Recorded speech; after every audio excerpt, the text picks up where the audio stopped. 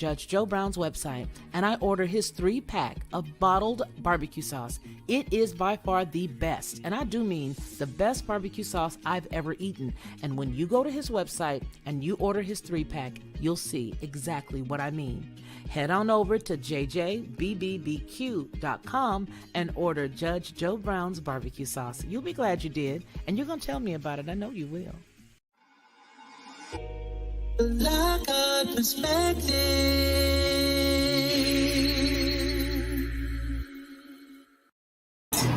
Well, welcome back, everyone, and welcome to the Lockhart Perspective that has just joined us as well here on YouTube.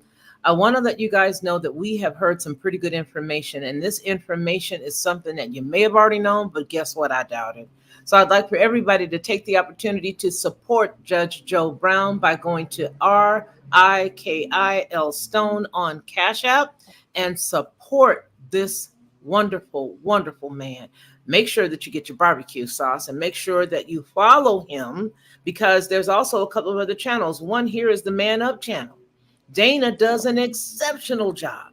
I want you guys to make sure that you go over there and support her. It's Man Up, and it's with Dana, and it's also Judge Joe Brown. So you can find him there with her. So there are a lot of ways that you can support Judge Joe Brown. And I really, honestly, from the bottom of my heart, hope that everyone has the opportunity to support him financially, to support him by way of purchasing your barbecue sauce. You can get it on Amazon, and it'll be to you in a couple of days, especially if you're a Prime member. Judge, I'm going to go ahead and give you the floor and allow you, sir. Thank you for kindly allowing me to do our little intermission there. And I want you to go ahead and say what you have to say and go right on into where you are. The floor is yours, kind sir. Okay, and you can get me on X, formerly Twitter, at Judge Joe Brown TV. Judge Joe Brown TV, at Judge Joe Brown TV. Or you can just enter at Judge Joe Brown, and they'll give you several, but mine has the TV on the end. There are Very good. some people impersonating me. Also, I do Valerie Denise Jones. We record on Friday, and it's posted on iHeartRadio the following week. She's a grad student in Florida. She's doing well. She needs some help financially, and I'm not broke, but I operate some businesses, and IRS requires that I do bring in money. Otherwise, they're going to start penalizing me. And under the current administration, the tax schemes are very bad for people trying to run businesses. So let's see, where were we? We got back to. Yes, we were going into understanding, the whole piece of this over-estrogen environment and why. Oh, yes. See, there's another thing, too. How many people have expressed to you that they're tired of being black? I wish I could be something else, blah, blah, blah, blah, blah. Usually it's a joke, right? Well, what this woman and the people behind her represent is an opportunity to change that. You can turn in your resignation. You don't have to be colored, Negro, black, Afro, African American, or black, or ADOS, or anything else any longer. You can turn in your resignation. And if you're willing to go through the communion ceremony that I detailed a little earlier, the 6B thing, then you can become a member of a new ethnic group. And you get all of the privileges of a new member, and you can become a zealot. You can have a purpose, which is a nihilistic thing because you stand for nothing. And you have no obligations. You have no guilt, no shame. Do what you want to do. And that's what we have confronting us. Now, we have instruments, let's say the Black Caucus. But if you go back in the congressional record, which you can look up online or go to a federal information outlet, usually in a federal building, and you make a request through them to get written copies of the federal record, you can look up what they've been up to. The Black Caucus has done nothing for the black race, at least in the last 35 years. That's true. Now, the other thing is if you look at the Black Caucus and you look at photographs, official photographs of their members, you'll see they have a lot of white members. You will also see something else too. Look at the Liberty Caucus. That's the LGBTQIA Congressional Caucus, and you will find that all but maybe 5 members of the Black Caucus are also members of the Liberty Caucus. So the question raises itself is, the question that raises itself is this: who are they representing? The Black people that think they are getting an elected representative, or the people that they're masquerading as Black for, meaning the rainbow, who gets all of the work? Now, there was a bill introduced by John Conyers in 1997. It kept getting tabled. It got brought back up most famously when Jesse Smollett faked that lynching up in Chicago. And by the way, he was caught on security cameras practicing it the day before. He was also caught on security cameras at a certain costume shop buying that very noose that he can be seen putting around his neck at a costume shop Halloween week. Well, anyway, he is a nephew by marriage of Kamala's sister, which makes him nephew of Kamala Harris. And there's a lot of photographic evidence of the two of them having met up on the day this incident went down. And then shortly thereafter, Kamala and Cory Booker in the U.S. Senate introduced an anti-lynch bill. It still didn't go anywhere. Then, when nobody is paying attention, this lynch bill becomes the Emmett Till anti-lynch bill. Now, why would the Black American need an anti-lynch bill when A, there are plenty of laws on the books that handle the subject as it is? The answer: there's no need. Matter of fact, Tuskegee Institute, not the Tuskegee experiment, which was just located as an observational thing down in Tuskegee, Alabama, they have for the last century been recording lynchings, and the last one they record is not Emmett Till, but it was in 1964, and it involved one Black man, 2 white ones in this thing that happened down in Mississippi, wherein some civil rights workers got snatched and executed. Now, we've had things that look like it, but basically most of them that look that way are incidental to homicide investigations that are ongoing. And when we talk about the lynch bill, the first thing is let's look at the redefinition of lynching. Now, when we think of somebody being lynched, we think of a lynch mob, right? Correct. A whole bunch of people go out and they snatch somebody, a Black man, and they lynch him. But remember the old Westerns? As long as I'm sheriff in this here town, ain't nobody gonna string this kid up here. We gonna have him a fair trial before we hang him. A lot of the folk that got lynched were white folk. So it's not just a Black phenomenon. But aside from that, we think of a group of people, a mob, going out and killing somebody. Well, this new bill changes the law so you don't have to have a mob. One person can be guilty of lynching. And interestingly enough, we don't even have to have a death. We can have a kidnapping. That can be lynching if one person kidnaps somebody that's a lynching. And we don't even need a kidnapping. We need what amounts to, at worst, a beating. So if one person beats somebody else, that is now a federal lynching. But what is important is, for the first time in the lexicon of American federal criminal law, you introduce sexual orientation. Let's work this one out. How does it work? Oh, this guy broke up with his old lady. He's feeling bad, and his homie say, "Hey, man, why don't you come run to the club with us, man? Maybe you might meet somebody, take your mind off of things." "No, man, I don't want to go." "Oh, come on, man, let's go."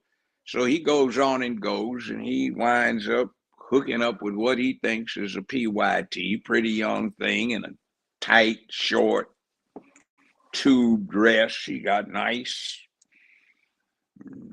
mammaries, let's say, at the top. She's got her hoop earrings on, and she's got her braids down to her butt, and she smells good, and they're dancing and drinking and exchanging spit over in the shadows. She's feeling real good. And then he said, wait a minute, what's this? What is, you got a heart on? What the hell are you? And he busted in the jaw. Now, that's federal lynching. So the FBI comes in because this was about him being a tranny, sexual orientation. He thinks he's a girl, not a boy. So this guy now has his federal case. Did that do anything for black folk? No, that was a way of exploiting black folk for somebody else's purpose. So we have to look at what we are getting when we deal with these things. Is this what we really want? Now, I mean, I'm not saying dump on somebody, but do you have a daughter? Are you a woman? Are you a young female student? Are you a female athlete? Do you want to have to compete against a male who puts on a sports bra and tucks himself in, and now he's a girl because he thinks he's one? So he gets to compete against you? Well, that's not fair. And the rule is if you can make the varsity, sit in the stands and cheer like everybody else. And when I say cheer, I don't mean putting on a short skirt trying to play girl and high kick. You toss the cheerleaders up in the air and you catch them. So, and we don't need a special league for them. That's a waste of time. We already have enough distractions with that kind of thing anyway. Just sit in the bleachers, straighten yourself up. You're a freak. Try and get some therapy. And there was a thing that was released by the American Medical Association, the Psychiatrist Association, the Clinical Psychologist Association a few months ago. And they said, hey, we don't go for this. This is a sham. This is not the learned opinion of all of these professions that this is normal. This is just a very few of us who tend to be practitioners of the practice in question, and they want it to be normal.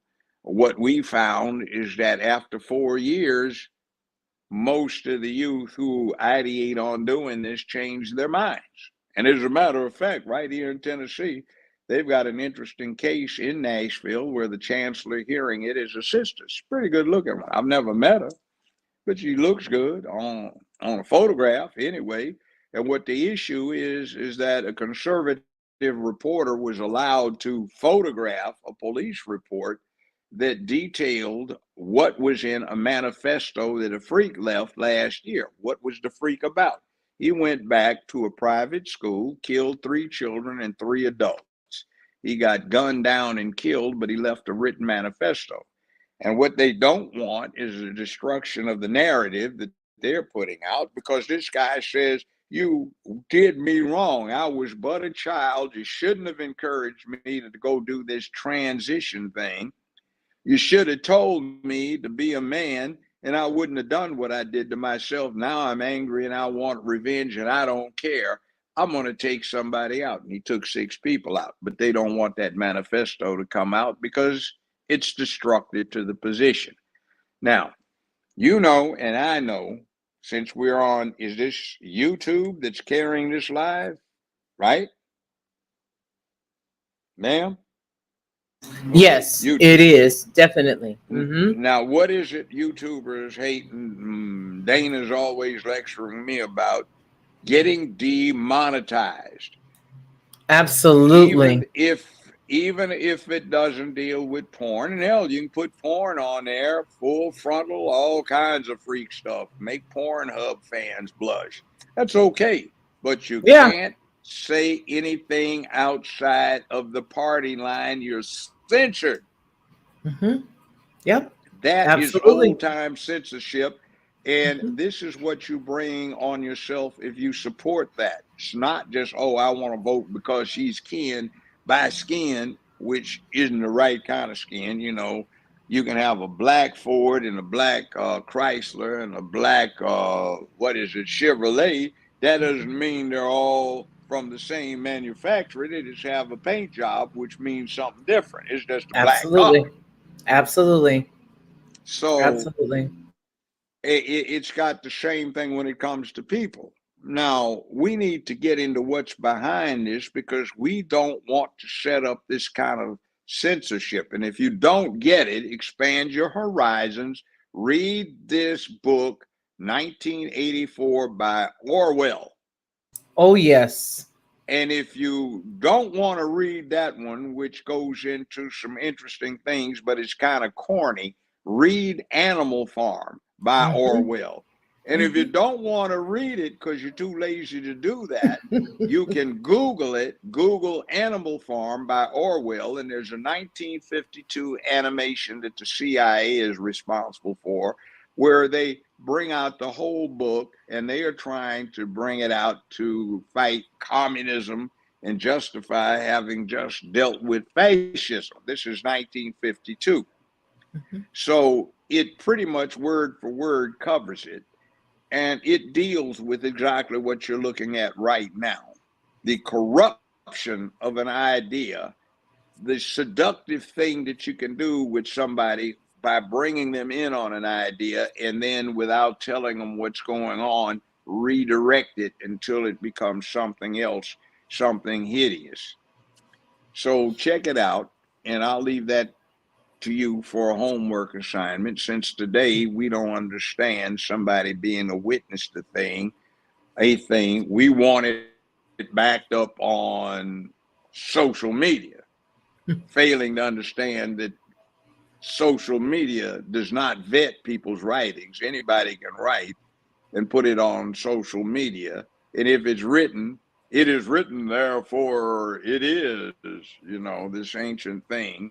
Hmm. It is written in the book, the writing, as it is written, this kind of thing. We fall for that still now because it's been ingrained in us over thousands of years from those cuneiform clay tablets in ancient Siberia. I'm not Siberia, ancient Mesopotamia. And by the Hmm. way, a little historical note when Moses comes down from the mountaintop with the Ten Come on. Commandments Come on. engraved in stone, was it stone or just hardened clay like the Sumerians used or those in ancient Ur Hmm. used, where you put it in and it took a little while for the clay to fire up? Was the burning bush really the burning bush, or was it used to harden the clay like was done in ancient Ur? So, I mean, there's all these things to think about. Meanwhile, let's talk about precedent and what we're setting ourselves up for. Uh, let's take something that is also Buddhist that Hmm. we mentioned, karma. Ever heard of karma? Oh, definitely. I know a Did lot of you? people that need to get a little. Okay, now, did you read Exodus very carefully? I have read Exodus, but I could do a lot more. What you need me to do? All right, what are they talking about in Exodus? When they are referring to the mass leaving of Egypt, Mm, no, what they do after they leave Egypt on the way back to Palestine and Israel. when What they're are they circling doing? when they're circling that mountain, are you referring to Not that just the portion? mountain, the whole Belly thing aching they and do. complaining.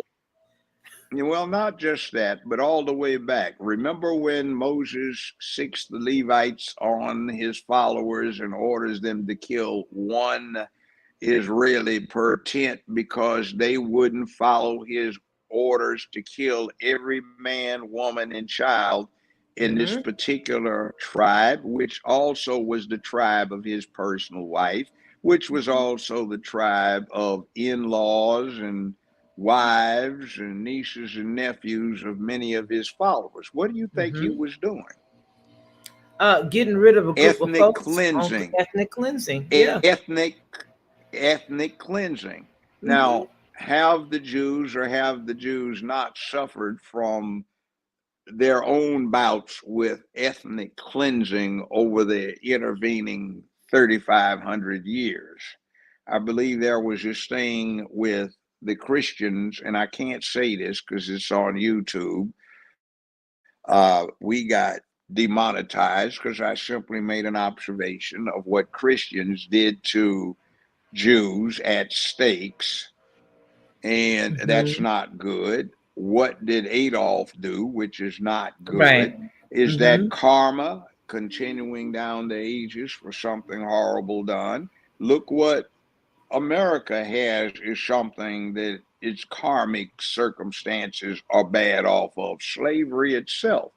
But you see, these are things that we don't talk about, but become obvious when you start looking at things. So there has been this point all through history where new religions and a height of zeal by any means necessary will impose themselves on new followers. Now, is the border wide open for any discernible purpose?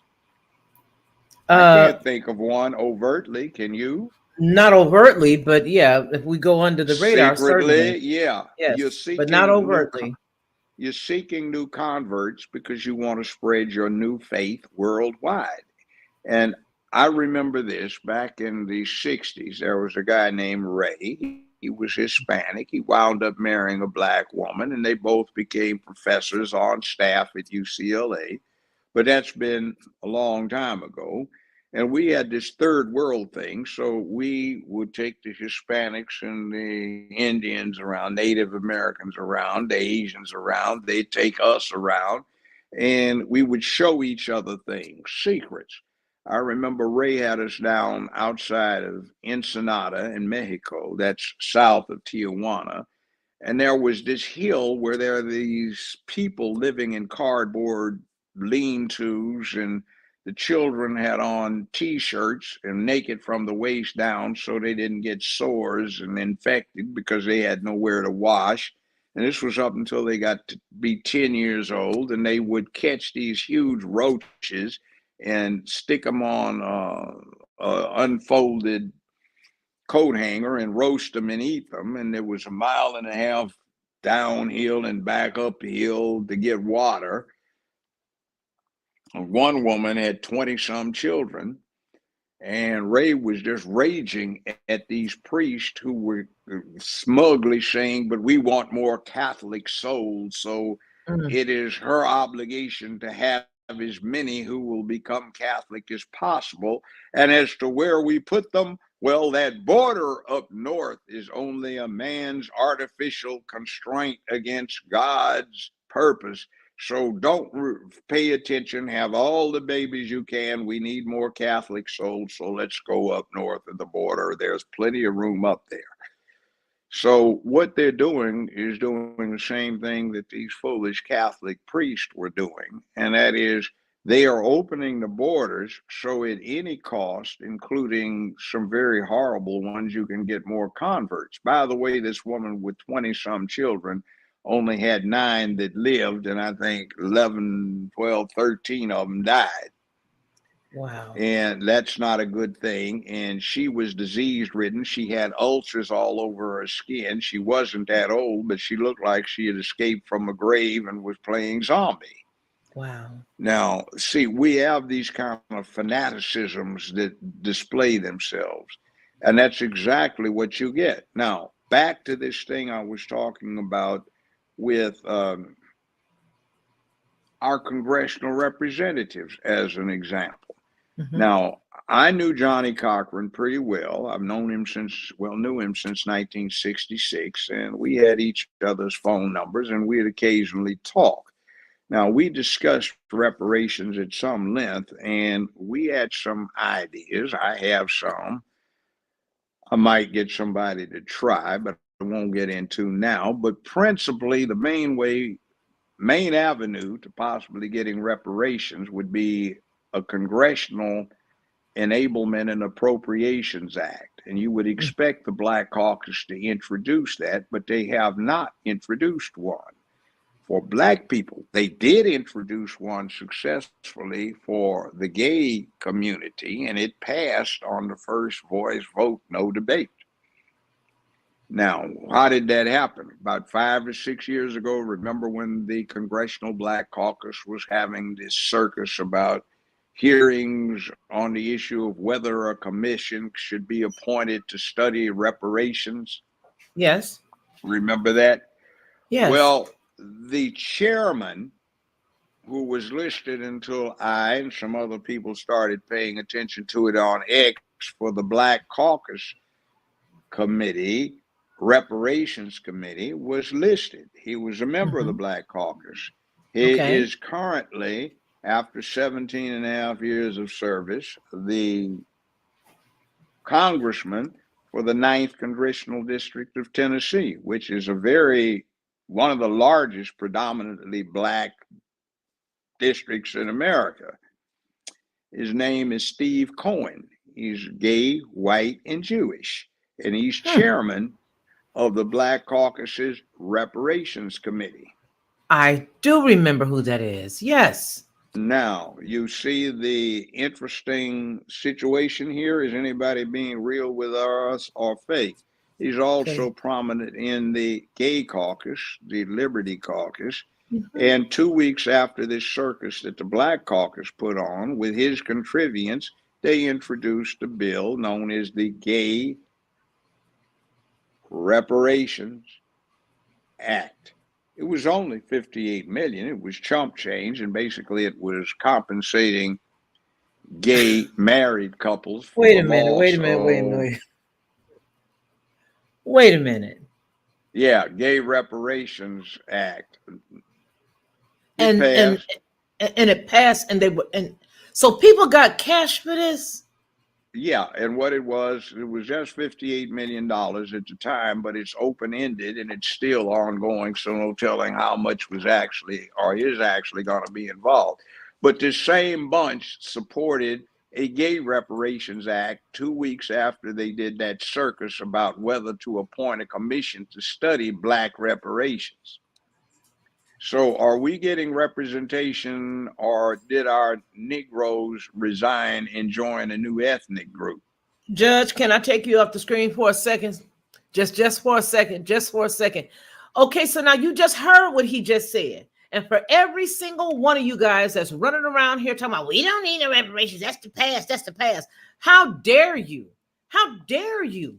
And for everybody else that's saying, well, we don't need to pay them anything because we weren't the ones that did it. They weren't the ones that did. You do that? Did you bully somebody? Did you personally, taxpayer, did you do that? No, you did not. But y'all okay with 58 million?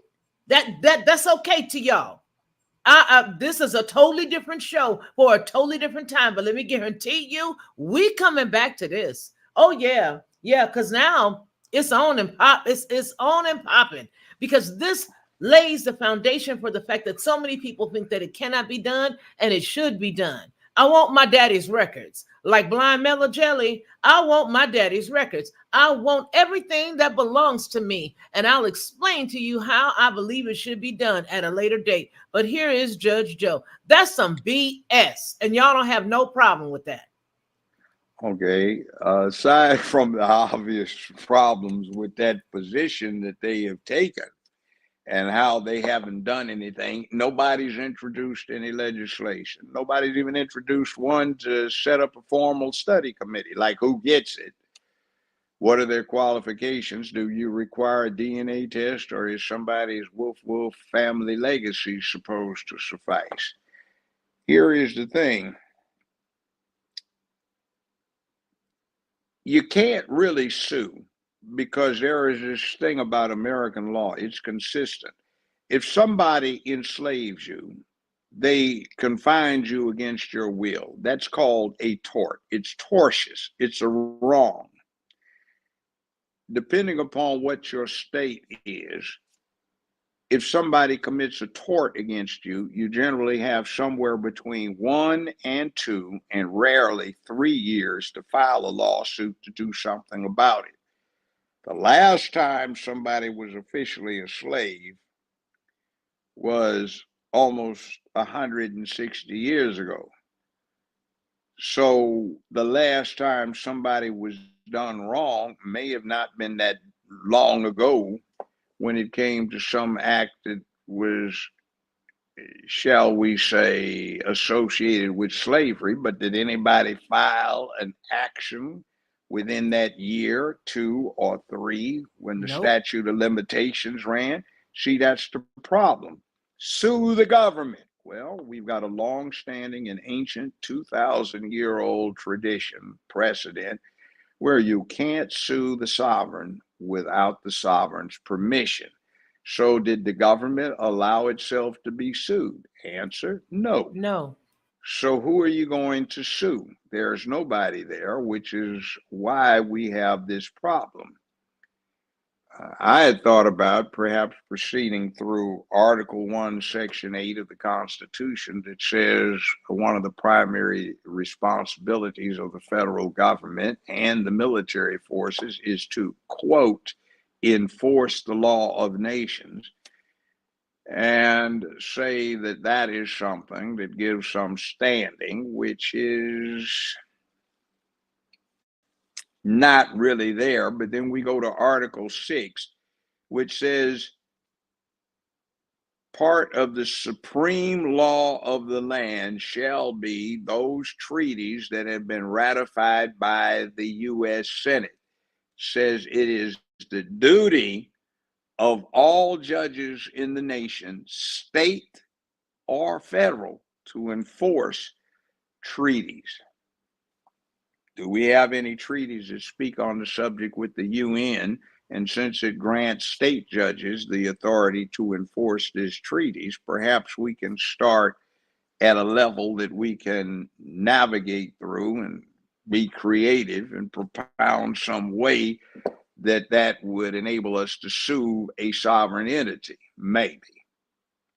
I don't have time to deal with it right now. This is the third time in my life that reparations has come up.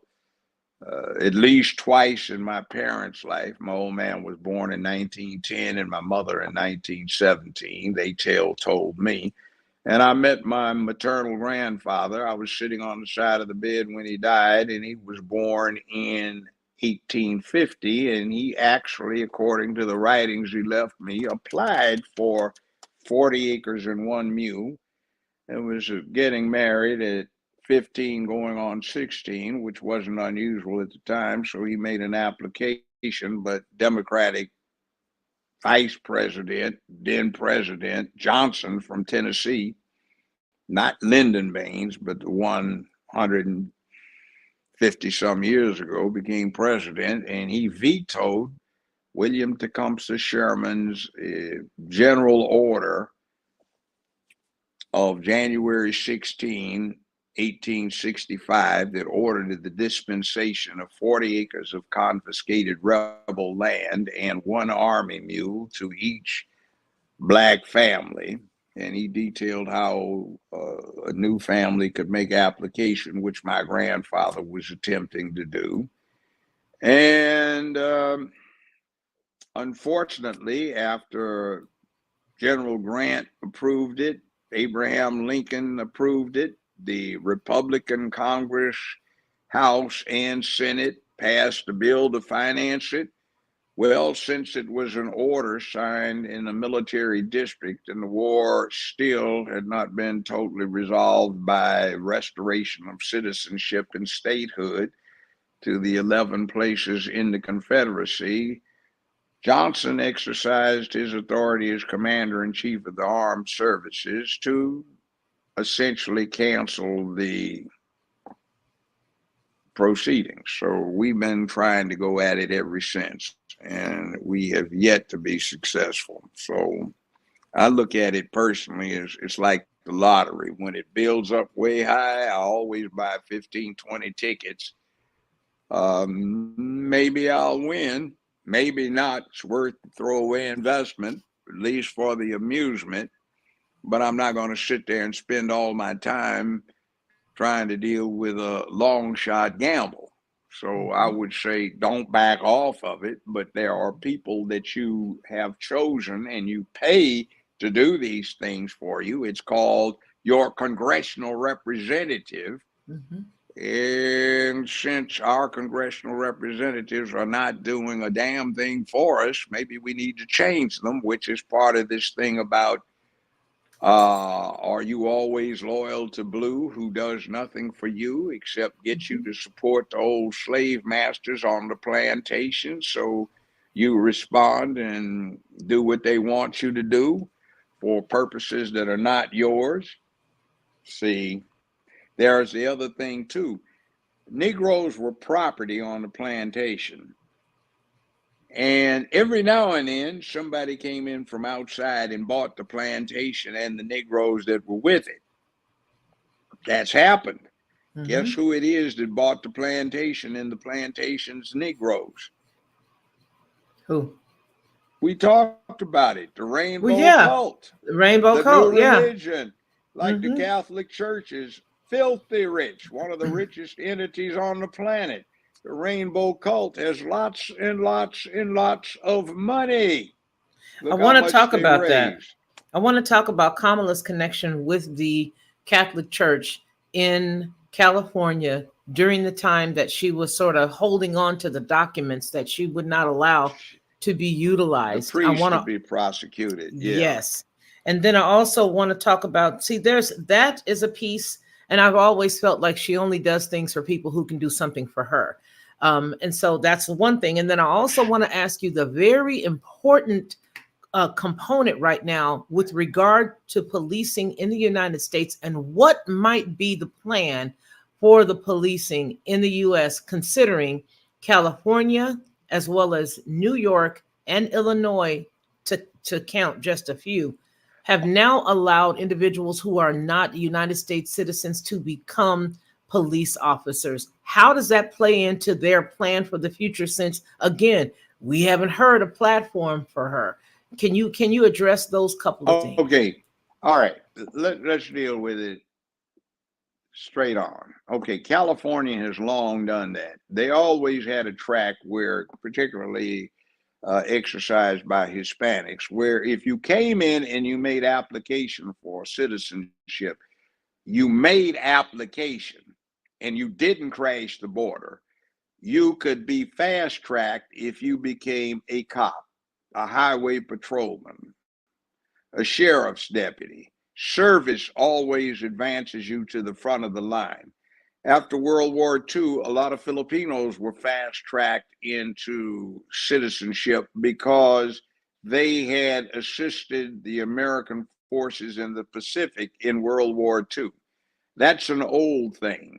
We had immigrants who came in through Ellis Island or before Ellis Island, and what they did is they joined the U.S. Army.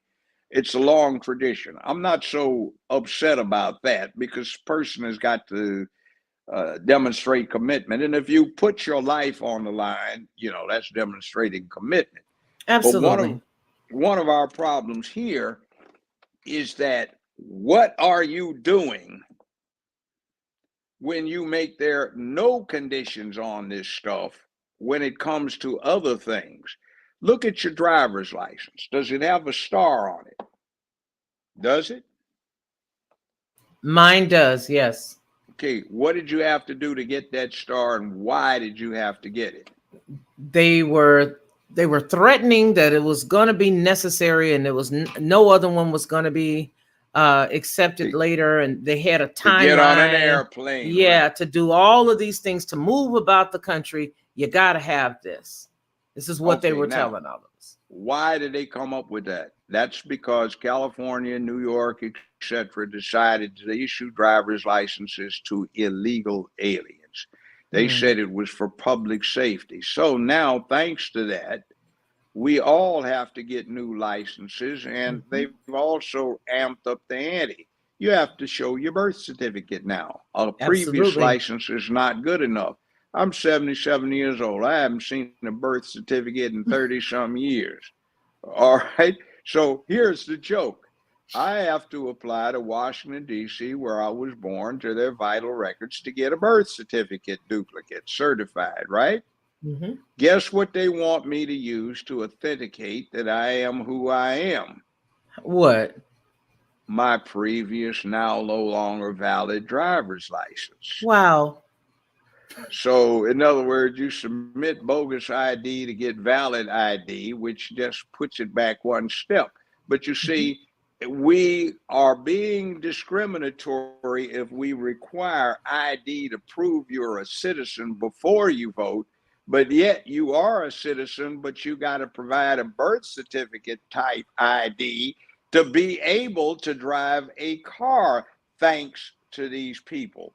And when it comes to getting a driver's license, I think of all the thugs, reprobates, etc. I've either represented or presided over who had driver's licenses when they held up the liquor store, the grocery store, they did a getaway, or they committed some traffic infraction or violation. Everybody's got a driver's license, but that's too difficult for somebody to get the vote. But yet, because you want to let the illegals in who don't need an ID, all the rest of us have got to go get an ID to do what? Write a check, Mhm. present ID to buy whiskey, get in Yep. a movie.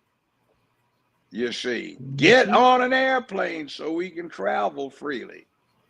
What time Yes. is that? That sounds like a complete mess. So somebody's talking out of their heads when they want to come up with that.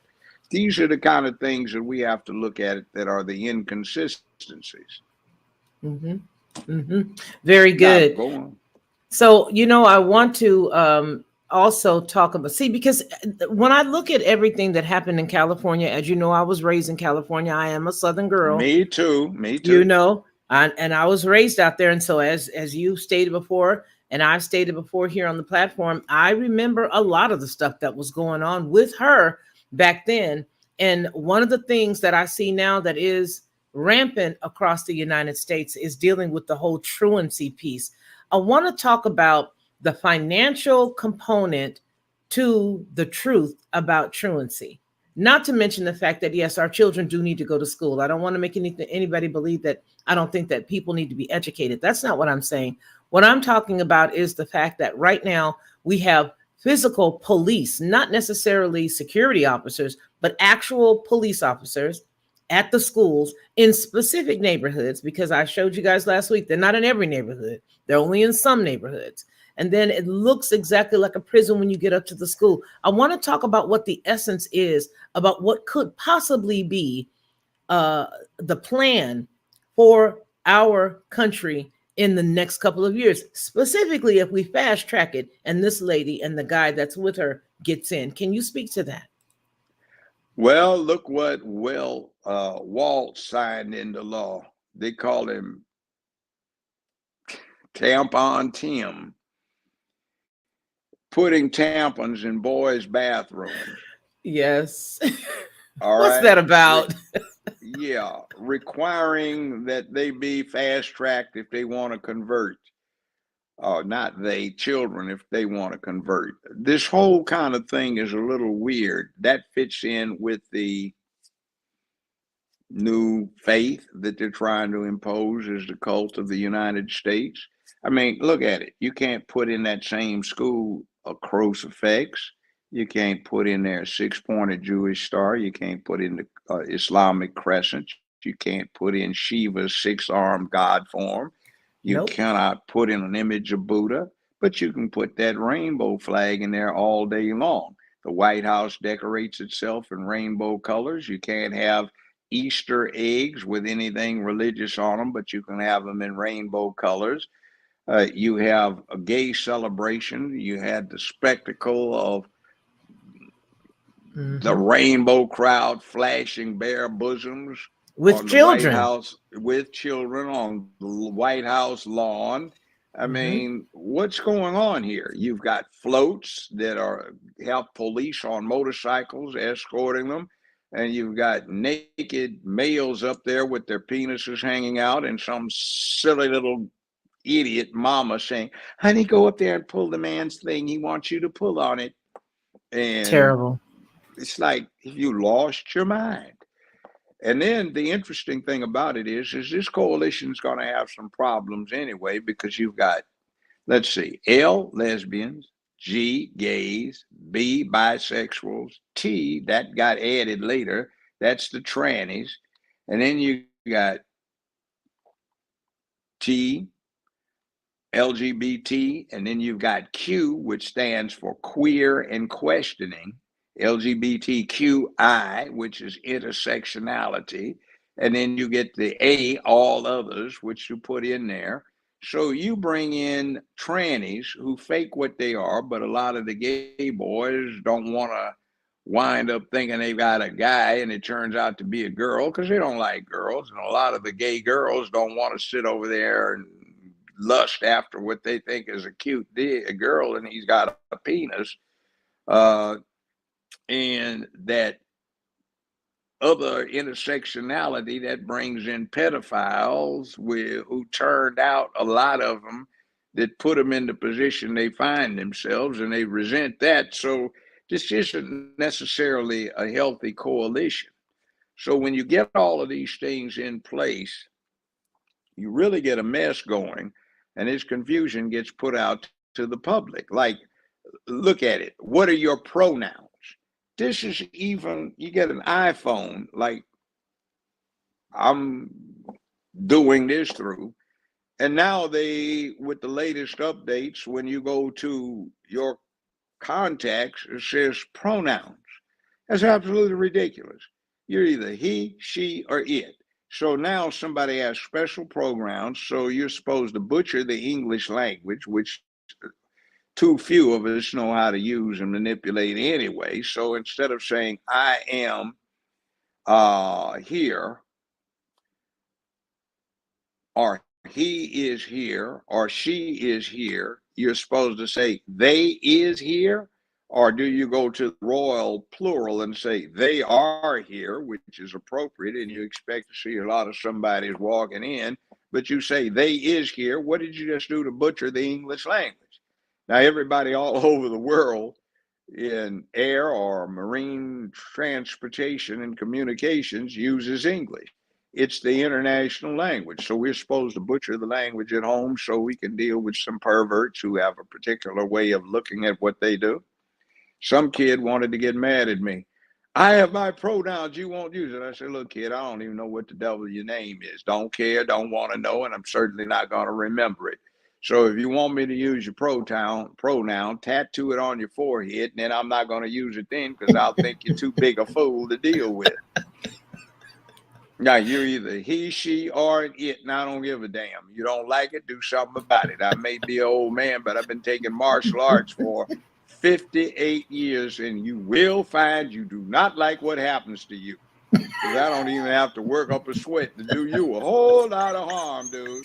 And my brother was listed for 15 years as, quote, probably the most dangerous human alive in North America, and unquote. And if you want to look him up, look up the late Clifford Stewart of Los Angeles. I think they've got an article on him, bodyguard for the stars. And he was more than that. And you just look at this guy, Pinat Silat. He was one of the Pindeckers, only 3 in the whole world. He was the only one under 90. He had his own discipline, within arm's reach, acronym WAR, and he had 5 members of SEAL Team 6 on the Bin Laden raid that were his students. He had 14 black belts in karate, 10th Dan in 9 of them. He was a kung fu grandmaster and had black belts in judo and jiu-jitsu. Been studying the stuff since 1960, and we had a compact. I taught him how to shoot. He taught me martial arts, and we've been going at that. Unfortunately, he died as a result of an operation where the anesthesia went bad, trying to correct some problems he got in various and sundry combats in the real world. Now, you want to mess with me, and I'm thinking this in my head, come on, we'll have fun, make my day. You know, we can do the Dirty Harry thing, go back to 1971 or 2 when they had that. That's fun, and I'll be justified. And, oh, I'm a 70-year-old somebody, and this young man decided he was going to pick on me. I mean, it was just reflexive. I didn't mean to hurt him that bad. I really didn't. Well, I'm looking him up right now, and I see him on the other page. I can't pull him because some of the videos that I do see are from other people, so I wouldn't be able to utilize it because you know how they like to get funny around here. I know, but let me You say know, this: but I see them. he wrote 6 books, and now get this. Not only was he that kind of guy, he Hmm. also graduated from UCLA and Cal State LA at the same time. He had a Wow. degree from Cal State in geology and petroleum production, and he graduated magna cum laude. And he was in television and motion picture production at UCLA and graduated summa cum laude. He was Muhammad Ali's bodyguard, Mr. T's bodyguard, long term bodyguard. He was bodyguard for Larry Flint for years, the editor and owner of Hustler magazine. Joan Collins, you name it, Wesley Snipes, he was his bodyguard and confidant and instructor. Wow. You remember when we had 911 and everybody was upset about letting these Saudi Arabians out of the country the day after? Why didn't they hold them? Well, Cliff was chief of security for the sheikh, who at that time was next in line for the Saudi throne. The man ran Saudi counterintelligence. Cliff was his chief executive. Saudi counterintelligence was providing the U.S. government with intelligence on operations in the Middle East. And guess what? Talking about Kamala, this man was born in California. He grew up in California, went to public schools, kindergarten through grad school, finished up at the University of California. His wife was born in the United States. All of his children were born in the United States. He was eligible for running for U.S. president. And you don't have him left around at risk when he's such a valuable asset to the United States of America. That's why they got him out, and Cliff was on the airplane with him to make the arrangements. So, yeah, you have these people that us old folk know that some young people don't know, and we have our own adventures where you can sit there and say, yeah, that was interesting. If I had to do it again, would I do it the same way? And I'm not talking about whether you do it, it's just how you do it. Hmm. And there are all of these things out there that are unobvious. So it's be careful what you're into and what you think is going on, because I learned early on to listen to people who were veterans of something. Had you been through this kind of trial before? Had you had this kind of case before? Had you been shot at before? What happens when you're actually in a gunfight? Is it like what they try to put in the movies, or is it something else? You're out there on the streets. Who is it you actually have to look for? The guy that's the badass, excuse my language, or the guy that's the scaredest thing out there? Who do you look for? You see, what do you do when you're looking at body language? Guys, how do you know Hmm. if what time it is, and what are you showing when you finally get intimate with somebody? What can you tell? There are all kinds of things that you can learn, and you should, but people forget these. And they like Now, to I discount the drifted. elders. No, no, no, you're Yeah, absolutely fine because they do like to discount the elders, which is the reason why I lean so heavily on, having my circle of people be people who are intelligent elders. Why? Because the information that's within you, I want that to come. I need that information so that I am, I have situational awareness. I know exactly what I'm looking at. I understand the history of things. I believe that, right now we were going to be doing a story. Actually, I have the cues up for it, dealing with, and I know this is off the topic, but dealing with AI and how it is now helping to prevent older people from getting jobs because the AI, for as a matter of fact, is just kicking those applications and kicking those resumes out. So it's now the day of the dodo because now you've got literally, to use that term interchangeably, now you got these young people who don't know how to do anything. And you go into a store and you're trying to figure out, why can't they count cash back if the machine is messed up? I just gave you a quarter and that just threw you all off. When my total was, X, I give you an extra quote. I got the change. They can't figure it out. But that is the reason why I surround myself with intelligent people who are older than me. And by the way, look what they're doing around the country. The state of Washington no longer requires that lawyers take nor pass a bar exam. Oregon no longer requires that, and there are enough dumb bunnies out there masquerading as lawyers with absolutely no experience who disgrace the profession with their incompetence. And a lot of them, some of them have national reputations that they've never tried a case, which, that's like getting a referral to a doctor, walking in the office, seeing the degrees, and then you find out that doctor has never been an intern or a resident any place. But it's intriguing what you get when you get into the backgrounds. It's even stuff like putting together your life. Okay, I was a professional photographer. All right. I dated a lot. I grew up in the 60s, sexual revolution. What can I tell you about everybody's fate? Well, most people's favorite indoor topic. Okay. How do you tell what somebody's really about? What is it going to be like? Well, let's take what photography puts in there. I'm talking about everybody's favorite indoor sport, co-ed push-ups. Let's put it that way. Not everybody, but most normal people. All right. You've seen people that say, "Oh, I'm not photogenic." And you look at them, they look halfway decent. What's the problem? Why do you think you're not photogenic? Well, it's this.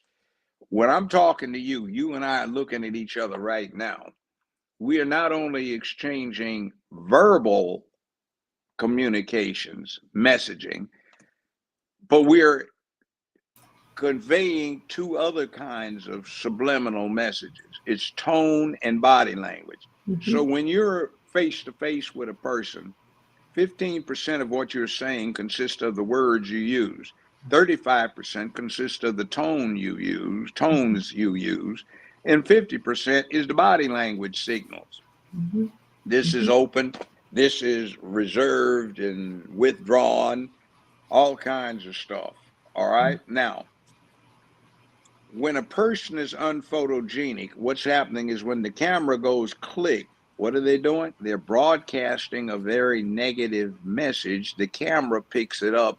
And when the person or anybody else sees it, they say, what's wrong with this picture? They can't tell. It's because of the message. Now, let's say you develop some intimacy with somebody. What are you really getting? Well, they aren't talking, though maybe some people talk while they have sex or talk dirty or whatever it may be, but that's not really what's going on. It's nonverbal communication, 100% nonverbal communication. It's all body language. Absolutely. So what is the person saying with their body language? Is it favorable? Is it something that's selfish? Is it generosity? Is it concern? Is it I don't give a damn attitude? What is it that the person's saying to you? So you really never get a chance to see what a person's real inner personality is until you make love to them. Sometimes that's very ill-advised because it's just not the right thing to do. It's about timing, strike when the iron's hot, when there is an interest, keep the interest from being too prurient and somewhat based on the individual as a person, but it's body language communication.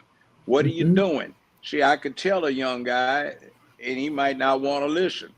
Oh man, you can't get out. Yeah, well, let's put it this way. I've been listening here with a couple of my friends, and we have been listening to you brag, but your lifetime total, some of us has exceeded in 1 week.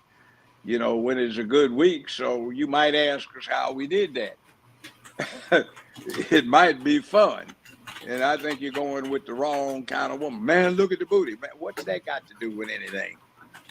You can't even see it with all of that. Then you might like it. But, quit dealing with life in terms of all of the cliches and start finding out what it's about. Why are you here? That is something that I have not heard anybody address on the blue side. It's you're here to enjoy yourself. That's what they say. But is that why you're here? Because that basically means it's nihilistic. You have no purpose. Why are you here? Do you have a cause? What are you doing? And by the way, answering that question or giving somebody the ability to develop their own answers to that question is what dropped the recidivism rate in my courtroom for felonies over a 10-year period of study from 80%, more than 80%, to 18 and dropping. I gave them a purpose, a cause. It wasn't just everything's dumping on me. It's like, okay, yeah, it's rough. Could be a lion or a tiger out there to eat you up if it was long enough ago, but it's not. Okay, you don't have any daylight at the end of your tunnel. Don't despair. That gives you the opportunity to be a hero so you can go out and slay the fire-breathing Gila monsters that are setting fire to the tunnel and obscuring the view to the end with all of the smoke. Go kill the dragons. Then you'll be a hero, and if you die, you're going to die anyway. At least people will think about you favorably instead of, yeah, man, everybody's glad you're gone. So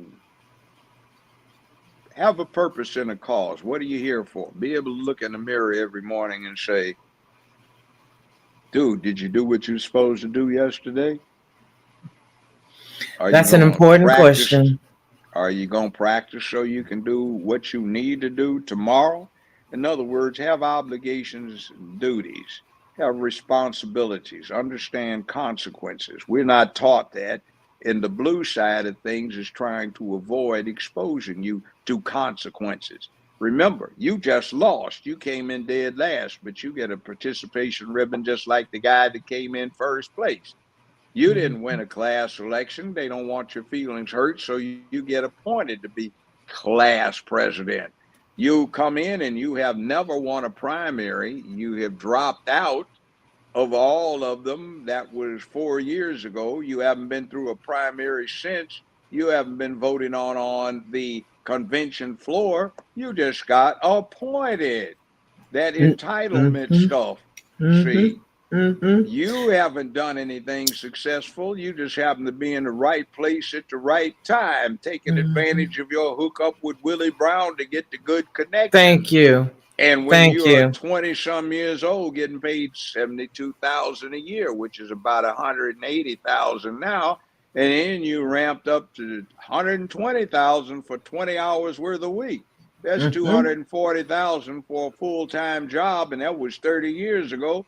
That would be $750,000 a year now. Now today, or a that's full right. million. So you just got big time in your 20s. You got financial soundness. You got the connections on the top level, and you happen to be in the right place at the right time. And you were familiar with the Kama Sutra.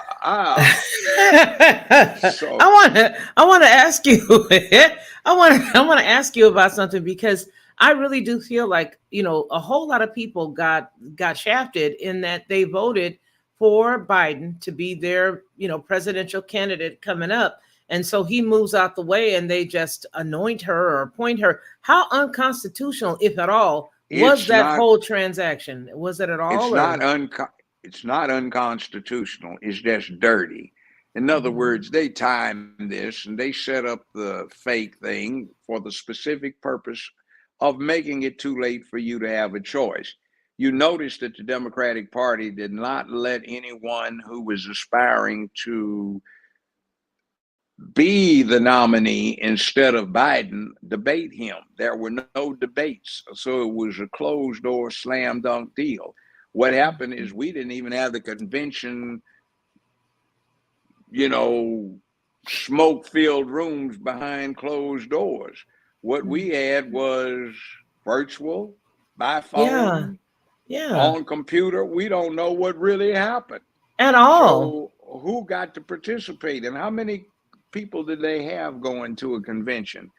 3,400, and then a significantly large percentage of them are super delegates under the Democratic Party system, which allows them to override regular delegates. So that's 3,400 people. Let's divide 3,400, 3,400 by 360 million. That's a round estimate of how many people there are in the United States. It comes out 0.0000, a whole lot of zeros before you get to a significant number. And that's the small infinitesimal percentage of people that decide who will be allowed to run as a candidate for president of the United States of America. And remember, if you get a real good clown circus, the balloons that go up are not going to be just filled with helium. They're going to be nuclear helium bombs, thermonuclear warheads throwing up the balloons. Different kind of situation. So what is this? What kind of bamboozlement is this? This is consistent with we've got a new cause that we have to spread around the world because no one needs to feel inferior. Everyone's self-esteem is more important than everyone else's welfare. And oh my God, she was shamed for being 480 pounds at 16 because she couldn't control herself, and her mama was not sophisticatedly into medicine or medical conceptions of things to take her poor daughter to the doctor to get treated for what is possibly a glandular deficiency. You know, Yes. I'll mention the name. And one reason I talked about her for a while, a friend of mine said, Joe, can you talk to my granddaughter? I said, how is she doing, by the way? She takes after you. Last I checked, she's going to be a beautiful woman. Grandmama was fine, fine, fine. Still is. So anyway, she hooks me up with this three-way conversation with her daughter on the phone. Says, baby, tell Judge Brown why I had to stop you from eating that whole loaf of white bread. Well, I want to be beautiful, grandmama. I said, by eating a whole loaf of bread? Yeah, I want to be fat like Lizzo. Oh, wow. Like, really? See, and that is the imagery of somebody in a position. Now, let's put it this way. I've been alluding to something politely by referring to it as knowledge of the Kama Sutra. Mm-hmm. But how many women, black, white, brown, red, yellow, have been victimized because they've been put up as sexual objects? Mm-hmm. Plenty. Bunch. Mm-hmm. Yeah. Now, you want the President of the United States of America in front of the world and in front of the youth of the country to be somebody who is a notorious harlot by her own admission, by well-reported circumstances, and that's what you want everybody to assume, since that's supposed to be the best of the best. That's supposed to stand for American womanhood. Wow. I don't think that's good. I don't think that's good. Mm-mm. And wait a minute, you have to understand, this woman is 60 years old. She was born in Yeah, we're the same age. 1964. Yeah, we're a So, I month mean, apart. just think about it. She tries to act like she's Miss Hot to Trot Hot thing, just came out the dormitories in school. Now, did I go into the thing about Tupac earlier? No, but I'm gonna give you the whole screen to go into that one. Well, let me go into that one. See, truth, it's not within this woman. Mm-mm. She brags about when I was in the dorms, I inhaled, I smoked dope, and I was listening to Tupac. Well, when she was Impossible. in the dorms, Tupac was all of 11 years old. And when Tupac released his first single, he was 21. The first hit, he was 23. And what wound up happening is when he was 21, she was an assistant prosecutor with the Alameda County District Attorney's Office, assigned a special heavy load of prosecuting simple possession of marijuana cases. So you want us to believe that when she is a practicing legal officer, legal official in the criminal justice system. She was in the dorms. Whoa, that's kind of retarded, isn't it? Liar, just a straight liar. She was smoking dope while she's prosecuting for smoking dope. And Willie Brown was going to get away with telling his wife, baby, I'm going over to the dorms again to talk to some students. Ain't buying it. And then let's listen to the other one. I like to cook, and I'd cook up a whole pot of greens, and I'd clean my greens in the bathtub. Come on now. You know your mama would beat you to death. Oh, my mama would have told me up in her bathroom, in the bathtub. I would have got told up. And where everybody's smelly behind was in there, no telling what kind of soap they were using to wash the funk off. And they had skid marks in their panties and tighty whities, and they got in there, and you were going to fix up some greens and that. And then how many greens are you cooking? You that was to the be main pandering. The whole dormitory? That was just ridiculous. Yeah, that's just like, straight pandering. And it was embarrassment to herself, because not to me. I just thought for everybody who wants to attach themselves with her for saying that she's black, that's just like, that was actually worse than Clinton with the hot sauce in her purse when it was convenient. That, you know, it's that. I was going to bring that up. It's that, and it's the whole Meg the Stallion in Atlanta. It's you know, it's this stuff that I just cannot understand, how people cannot see that this is pandering. And that it should be offensive to those that it's not offensive to. You should be offended. VTHEE Stallion, who names herself after a male horse, was the draw. All these people are getting a free concert. Which, how much does a concert ticket to see one of her performances cost? And Kamala has people walking out on her as soon as she gets up to speak. They didn't come there to see her. She's got one where she's talking about all of these people coming up at an airport when Air Force Two lands, and who was it that they were coming to check out? The famous white female artist? Was it Taylor Swift? Taylor Swift. Taylor Swift. Yeah. And then see how the press plays it. When Vance walked up to her airplane accompanied by his Secret Service, the Secret Service for her got out of the way, and he said, I just came to look at my new airplane. That's going to be mine next year. And she doesn't have the nerve to come down here and talk to you reporters. What did you ask her? She's not answering. And then see New Yorker and Vanity, they want to say he embarrassed himself. No, it didn't. That was a slick move. That's called running the dozens. We used to do that in elementary, junior, and high school when I was growing up. Hey, man, I don't want to say nothing about your mama, man, but you know, he cracked on her big time tough. And then he's getting on, what is Tampon Tim's thing? What it was, I don't know whether it was a true article, but did you read about the old article where he supposedly got his stomach pumped? Oh, I have it. I have the article. I have the article. But I just tell you, but see, that goes into the ritualistic side of that whole dark piece of this plane, of this planet. You know what I mean? That's part of that dark piece. And I did read it. And I did see where people were trying to say that it wasn't real. And hey, I don't have a dog in that hunt. What I do have to say is I have the actual article. And I looked at the actual article. Can you send me that? Can you send me I sure can. I'll send it to you now. I've got somebody from the New York Post that wants that article to see if it's true. Can you send it to me? Yeah, I can send it to you, because I tell you, to me, it was disgusting. But it's indicative of the whole thing that I was looking at about in 2016 when we were hearing different stories about different people. And it just really, really, really, really it's disgusting. Hippie boy.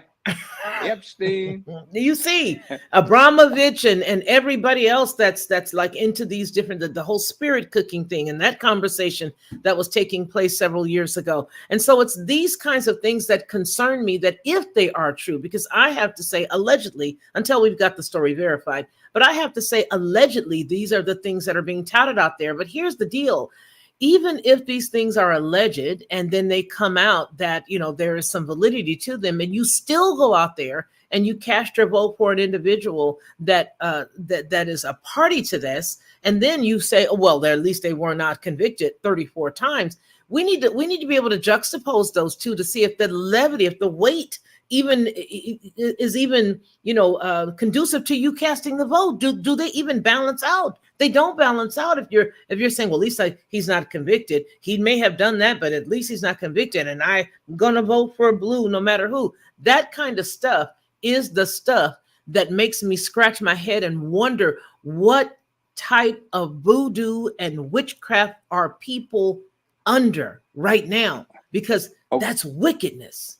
Let me say this. Knowledge is dangerous. A little bit of knowledge is dangerous too for the wrong reasons. But look, I was in this criminal justice system for 50 years. I looked at those 34 counts, which should have been misdemeanors, except they involved the breaking of federal law, which is not state jurisdiction. That's not New York's business. But I looked at it, and myself, other criminal court judges, other criminal lawyers, we all saw the same thing. Not every one of us, but let's say the majority that counts. And that's this: in order to pay somebody in order to commit the crime of paying hush money to somebody, there has to be a crime that's hushed. In order to prove that somebody paid hush money as a criminal offense, you have to prove the underlying offense beyond a reasonable doubt. There was no such. After repeated defense demands that the judge charged the jury with what is New York law, as best I can read it, that the state has to prove that one, Trump committed an underlying crime, and two, he paid money out to hush it. The judge refused to charge that to the jury, and there was no proof of any underlying crime being hushed. And in fact, we have an interesting situation. When you have hush money paid out to quiet something that's not a crime, guess what it is? It's called being blackmailed. So Trump was the victim of felony blackmail because he had to pay Stormy Daniels.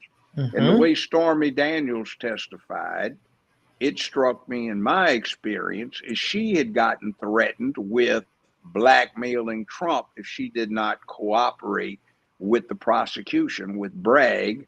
And she got up there and went at great length to talk about their sexual picadillos, which, by the way, was totally irrelevant to the charges in the case.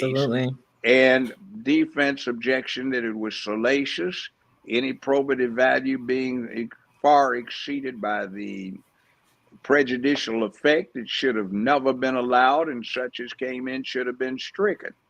That was not the case. The judge did something that's absolutely horrible. His daughter and his wife had a vested interest in the outcome of the case, and both of them had cause to badly want Trump convicted. The daughter was handling millions of dollars in funds trying to get Trump defeated, and the wife was just adamantly opposed, almost as a fervent belief in right and wrong, that something had to be done with Trump. And for years, judges have been taught at the various judicial conferences, whenever there is a family member, a spouse, a sibling, a child, niece, nephew, or close business associate who has an interest in the outcome, take yourself off the case. First, disclose it as to what it is. Ask the parties if they want you to continue, and if they don't, get off. This judge, after repeated demands, refused to get off. Now, that's just inappropriate. He put a gag order against Trump, which interfered with his campaigning. But his wife, he couldn't gag, and she continued to badmouth Trump incessantly, as did his daughter. So he couldn't talk about them or reply to them until somebody straightened him out. And then he got to reply if it was political.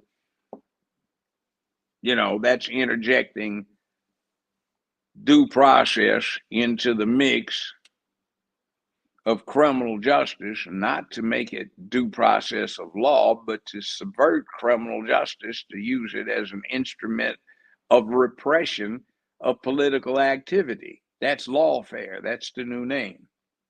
There is no way on earth that those 34 convictions are going to stand upon appellate review. It was a horrid transgression upon the sanctity of American law. But there is that. I want to ask, what is it going to take for Trump to win? Being very carefully attentive to what's happening with the electoral process, and before that, the process of selecting the electors. There's cheating, rampant cheating going on. I was just down in Georgia, and we were reviewing some of the reports from the Georgia commissions that were finding and agreeing there was massive electoral corruption that occurred in this last election.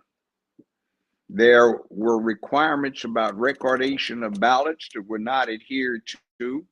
There were ballots that were destroyed, removed. They were unattended. There was this thing of some 80-some thousand ballots down in Atlanta were left unattended when an arena supposedly flooded and caused the evacuation with the ballots unattended and unsecured.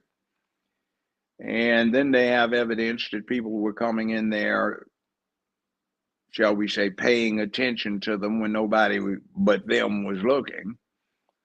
We have a lot of things. We have a report that came out for Shelby County, that's here where Memphis is, and it was a quarterly report, and it followed up the Justice Department's main report to the country in January 2021 that there were no significant discrepancies in the election for 2020 in November.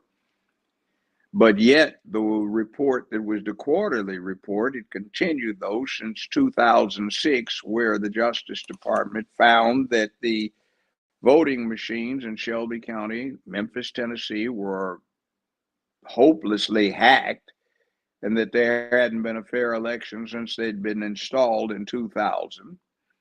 And they found that in January 2021, that once again, the election in Shelby County, which is a pretty large urban area, if I say so myself, was not really valid because it too was hacked. So what are we supposed to take? One of them is a mistruth and one of them is reliable? What's the deal?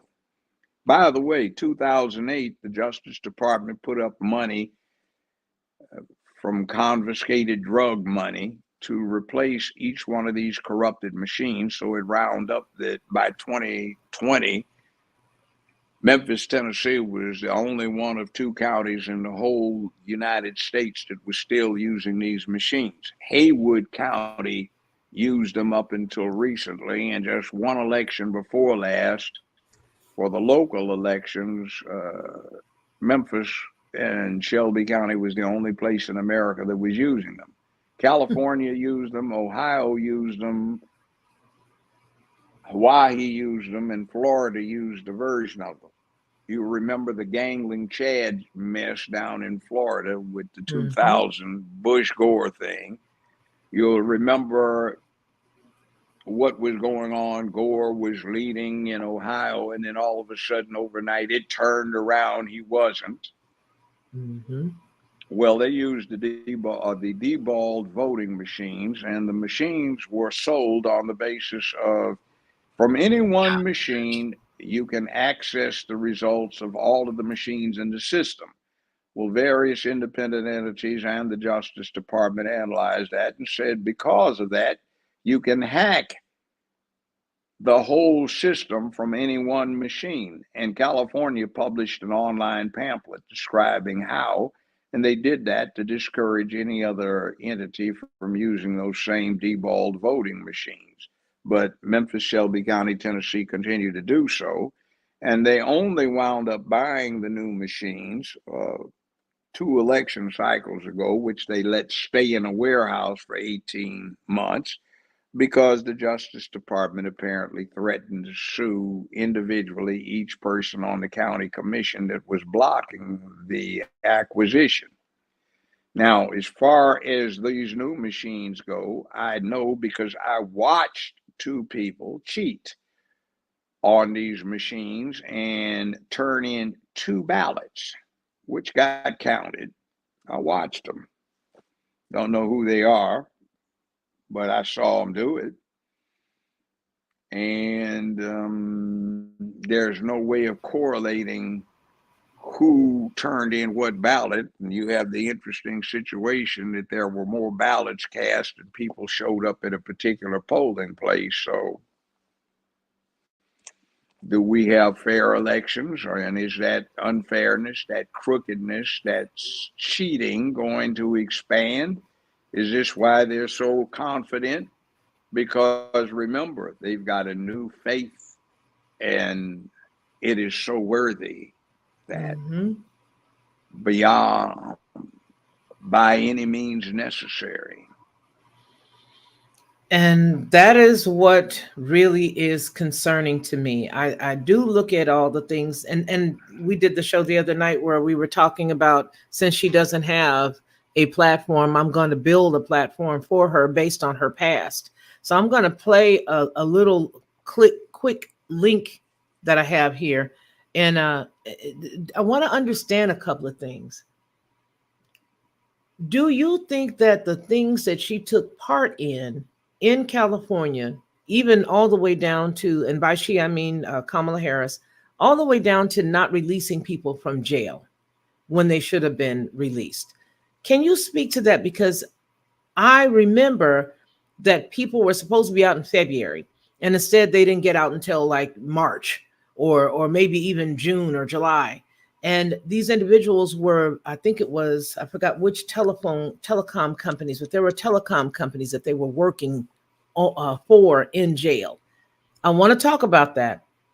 Because. Well, yeah. What that's about is she opposed and blocked the release of people who had served their time because she wanted them as labor.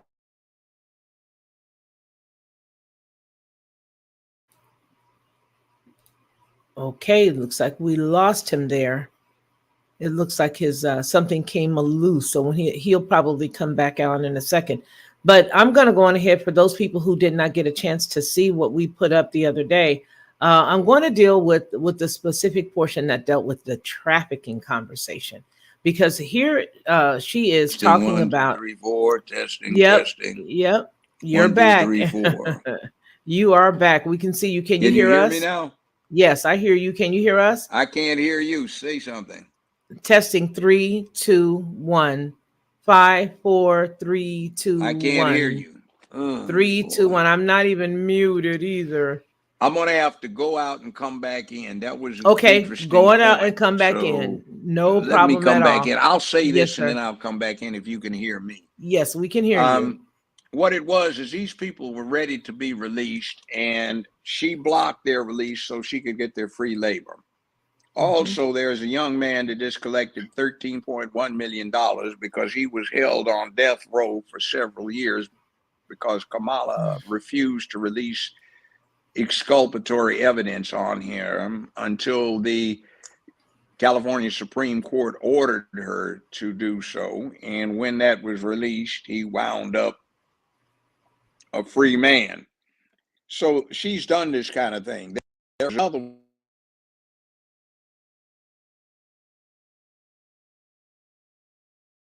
Well, I don't think it's a secret as to what exactly is going on. So let me go on ahead. He'll get all of that together. We already know what's up. Everybody knows what's going on here. What we're going to do is we are going to take a look I'm going to pull him off and let him come back in so that it will be a fresh link, not even a fresh link, but for him to come in with a clean path, so it won't be any problems. But what I do want to do is I want to listen to this right here. We're going to listen to her give her take on why she's done what she did back in 2010 with the book. Anyway, here you Another go. area that I believe requires focus in terms of this smart on crime approach, if you will, is the issue in general of crimes that impact women. And in particular, I'll talk about two.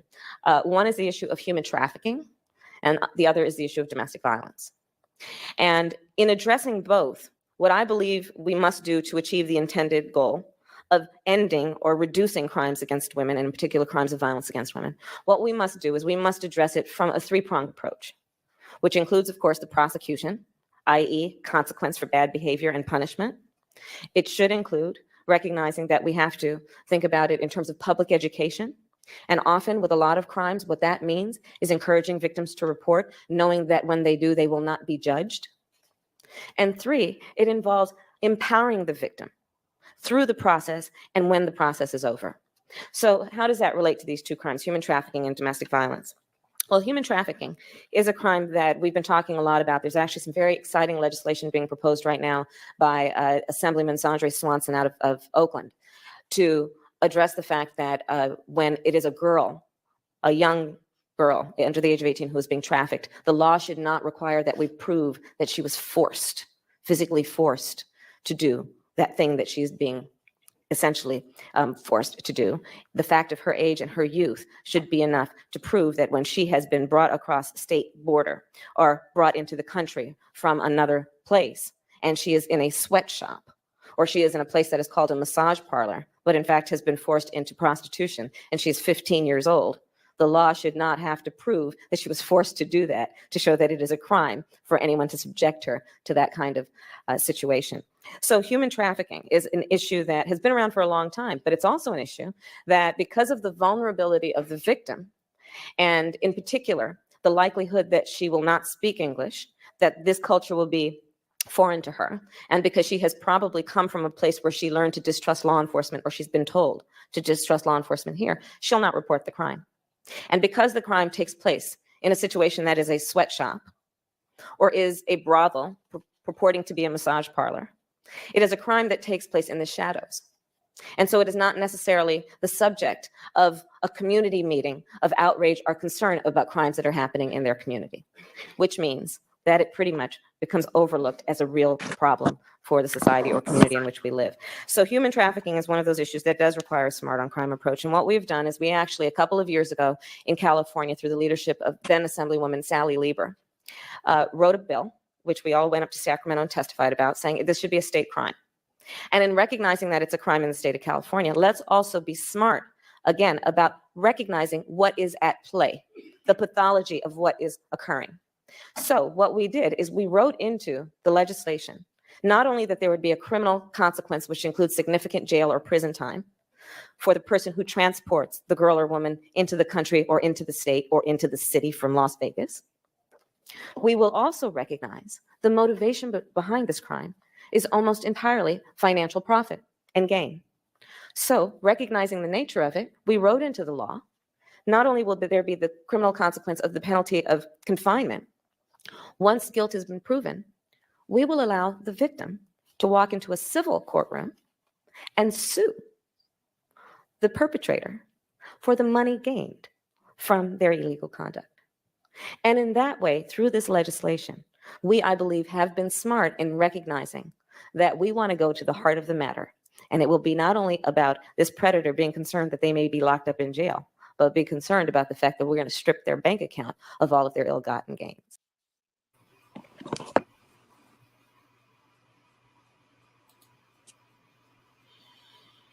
Okay. I can hear you now. Can you hear me? Oh, yes, we hear you. Well, let me We ask hear you. Go ahead. Hollywood. You notice she doesn't never look straight ahead on the screen.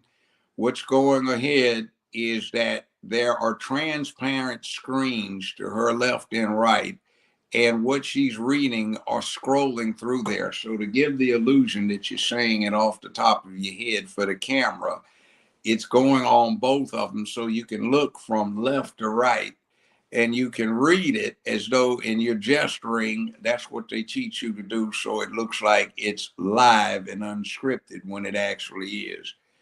Okay, now, ain't that something? Where were we before? Oh, yeah, not letting people out of. Oh, one other comment on that. Yes, yes, yes. When somebody gets out of through doing time in the penitentiary, unless they're Epstein, they're not going to have any money. That is BS, because there's nothing for the person to get. Unlike the false impression of reality you get from these TV judge shows, is that there is not money out there. You can spend a lot of money winning the case and you won't collect $1, and it winds up becoming a Pyrrhic victory because you get nothing. So what usually happens is you can't get a lawyer, you can't get anything else, because the person you're going to sue is judgment proof. So they have no money. So that's an empty promise. What are you going to get out? Nothing. This is not TV where the show guarantees to pay any judgment that's awarded. So there you go. So when you have an empty promise, that's like San Francisco saying they're going to pay everybody $9.5 million reparations, when what the truth of it is California is not only flat broke busted, but they have what they call ballot initiatives. So for a statewide ballot, you need 25,000 signatures. You need 2,500 for a local one. And if they pass that, that would be put on the ballot as a ballot initiative. It would be defeated. California is 54% Hispanic and 48% of the registered voters are Hispanic. That's not going to ride in California. That's just an example of specious grandstanding. Now, back to this thing. These people were in jail, and they were wrongfully in jail, or they were trying to get in jail, which is the worst case. There was one that made the news out there where 6 families had lost their loved ones to this one killer who just went on a rampage.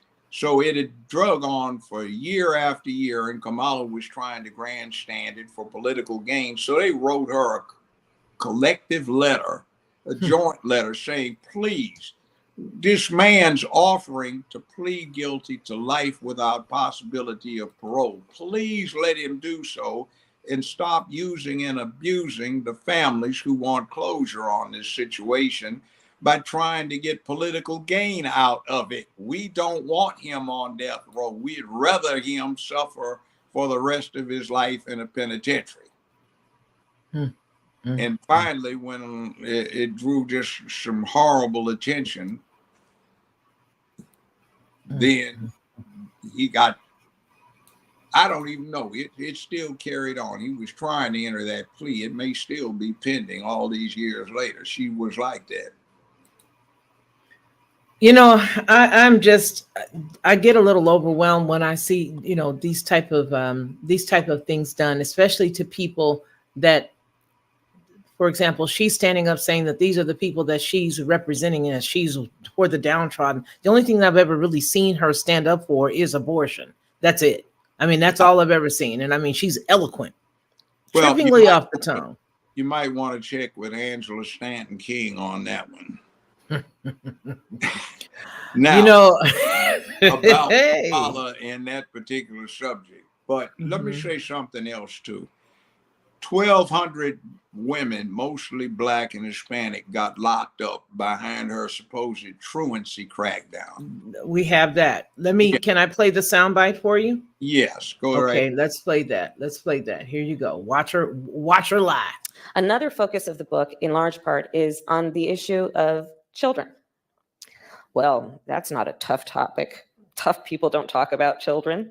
Children aren't the big issues. Children are the cute, cuddly people that moms and parents and other nice people concern themselves with. Let's instead address big issues. I think that's a myth. And so, in fact, in the way that I wrote the book, the first half of the book, I talk about what I think are myths about the criminal justice system that have impeded our ability to have smarter criminal justice policy. And in the second half of the book, I talk about what I believe are best practices as have been proven around the country. It's a myth to think that to address and prioritize issues impacting children is to deal with a small issue instead of dealing with some other big issue, like, let's say, homicides. It's a myth to assume and think that children are resilient. It is a myth to think that to deal with big issues is to actually take on a battle and achieve great success, instead of recognizing to take on issues that impact children is to do so much more effectively and efficiently for less money and greater reward. So in that vein, I talk about what I believe is one of the biggest issues that we could actually confront in a way that we will be successful. And that is the big issue of elementary school truancy. So what am I talking about? In San Francisco a few years ago, we had a rash of homicides, the highest we had experienced in decades. So every one of us in city leadership was concerned, and I asked a staff member, go out and do an assessment and tell me who were our homicide victims who were under the age of 25 when they were killed. And the data came back, and it included the fact that 94% of those homicide victims were high school dropouts. So then I went over to the school district and I asked the superintendent at the time, what's going on? And she said, Kamala, well, of the few number of children we have in the San Francisco Unified School District, 5,500 have been designated as habitually and chronically truant. And of the 5,500, 2,400 are elementary school students. So I asked the superintendent to convene a meeting for me with all of the principals and administrators of the school district, and I shared with them a fact about myself, which I talk about in the book. I'm a product of California Public Schools.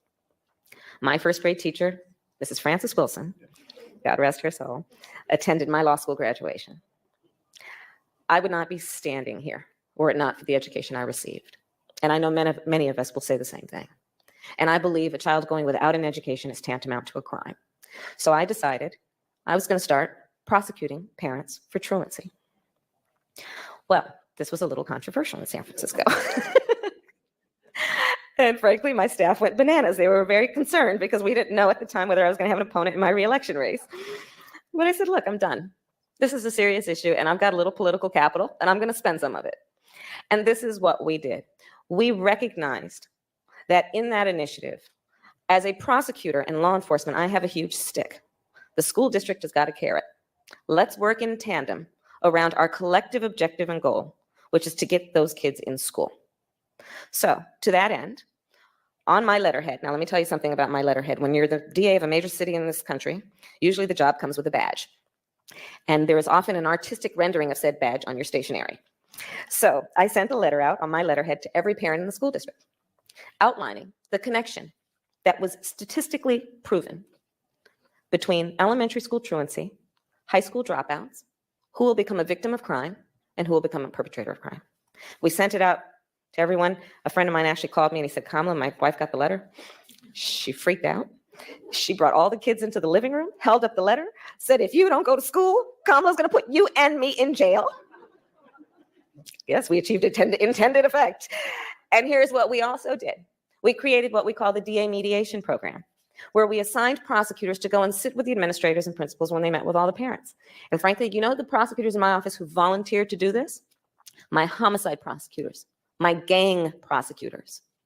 And they went over there and I said, when you go over there, look really mean. And so they did. And invariably the parent said, well, who's the mean looking dude? And the principal would say, well, that's someone that mean DA Kamala Harris sent over here because she said she's going to start prosecuting you if we can't work this out. And through that initiative, we found cases like the case of the woman who was by herself, raising her 3 children, holding down 2 jobs, and homeless. She just needed some help. But by shining this infrared spotlight of public safety on the fact that her children aren't in school, we were able to figure that out, get her access to services that exist. And through that process, the attendance of her children improved. We dismissed the charges against her. And overall, we've improved attendance for this population in San Francisco by 20% over the last 2 years. So in the beginning, some would say, why are you dealing with that? We've got serious crime to deal with. Well, I would suggest to you that being smart on crime means realizing we cannot accept false choices. One is not to the exclusion of the other. We have cracked down on violent crime and seen success that has not been achieved in over a decade. And yes, we are also focusing on the issue of elementary school children. Okay, so folks that were here the other day, you guys remember seeing this. And you also remember that what we showed after that was a probation officer who was involved in this, laying out what really happened on the other side. Okay, go ahead, Judge. She's a liar. That's not Big liar. what's going on. Secondly, that's not how you do it. I actually did it. And like I said, I reduced the recidivism rate in the offenders in my courtroom from north of 80% down to 18%. It was dropping when I retired. It's not how you do it. And you still have to explain the 1,000 plus a couple of hundred who got locked up. You still have to explain what your policies were. And you also need to explain to the public what the hell was funny enough about that for you to start breaking into those insane cackles. Something's wrong. Yeah, something is definitely wrong. And you know, Hillary always used to grin about everything. Oh, that's not funny. Why are you giving us that shit eating? Excuse me. Go ahead. And then her doing that cackling. Something's wrong with that woman. Mm-hmm. There's definitely something wrong with her. And I said that the other day when I looked, I said, you know, there's nothing funny about what you did. And there's definitely nothing funny with the outcome. There is a mother, and I believe we were going to talk about, was it Cherie Peoples as an example? There was a woman who had a daughter who was suffering with sickle cell anemia. And for people who know folks that have sickle cell, you know that that's not something that you can pinpoint when it's going to flare up. This young little girl was ill, and the mother had already been working with the school. And what ended up happening was the mom ended up being carted off to jail in the front of cameras, just so that, you know, she would be able to have this as a gotcha moment. Here's the thing. If a kid doesn't go to school, I believe none of these school systems would give two rips if it were not for the money that was attached to each bum in a seat. And by bum, I mean like the European word for bottom, right? So if you don't have a bottom in the seat, you're not getting money from somewhere. And that is really what this was all about, as well as all of the fines that this woman mentions here. Judge, do you have a moment for me to play what this woman experienced? I'm listening. Okay, go ahead and comment. I've heard it. I heard that last one before, but go ahead. Okay, let me give you this one here. This one, we have permission to use this from the Philip Scott Show. The African Diaspora channel is the channel that I want everybody to find this on. I do not own what I'm about to play. However, he has given us permission to play it. Okay, this is from a woman who will tell you who she is. Here we go. So if we fast forward to the time of, at the time, Vice President Kamala Harris, where she was the Attorney General of California, but then she was the District Attorney in San Francisco. So tell us about your career as a probation officer. How long were you there, and what did you actually do? Well, okay, so I was in juvenile, and I spent about 15 years, maybe I'll go close to 15 years in juvenile. And of those 15 years, I spent 7 years with the school. At the time that Kamala Harris was Attorney General, that's when they started statewide having probation officers in the school and a school resource officer that is usually from the sheriff's department. And at that time, what was brought to our attention was the strategic gang plan. So they put probation officers in the school under her tenure. And that there were some issues with that. So why? What was the reasoning of her putting probation officers in the school? Like, why? Well, it's supposed to make the school safer, but really there were other issues. Just in my own understanding, and I've talked to some other POs, and they have the same experience. It was supposed to curb school violence, but also supposed to curb truancy under the guise of helping these marginalized families. So they didn't put them in the really nice schools. A lot of the POs that I know and myself went to the schools that were in the communities that had a high level of highly melanated people, foundational Black Americans. And so those are the schools that the probation officers were placed in. Okay, and so when you place in these schools, what is it you were supposed? They're talking about keep it safe, but what were you doing to keep it safe, according to what Kamala wanted y'all to do? Well, okay, so here's another thing is that one of the things, if somebody had a fight or something went on, they wanted us to cite the kid in the court. So, when I was coming up, if you had a problem with a kid, if they hit you, you hit them back. Okay, well, we'll deal with that. Or the parents had a meeting, but it was about, hey, write these citations into the juvenile traffic court. And what that did was that created a paper trail. So when that child got in trouble later on, they could go back to the juvenile traffic court and say, well, hey, this kid had problems back in elementary or junior high. And so the other thing about that was they had us writing these truancy citations under an ed code, which is 48260, if I can remember it right, 48260, where they had us writing like $500 citations to the parents of a child if they missed a certain amount of school. Now, and you go to school 9 months out of the year. So if you miss 10 days of school, you're a habitual truant. But they changed that to where if you had 3 absences that were not, and your parents forgot to call it in, then they could say that you're a truant. And then they want to send you to a hearing. And that hearing is that's created a lot of damage. The hearing is called a SARB hearing, a SARB A and a SARB B. So here it is. These parents are working hard every day. They sending the kids to school. Maybe the kid ditched class, or maybe I saw where some children had medical issues and the parents are waiting for the school to create some type of independent study so the child wouldn't get behind.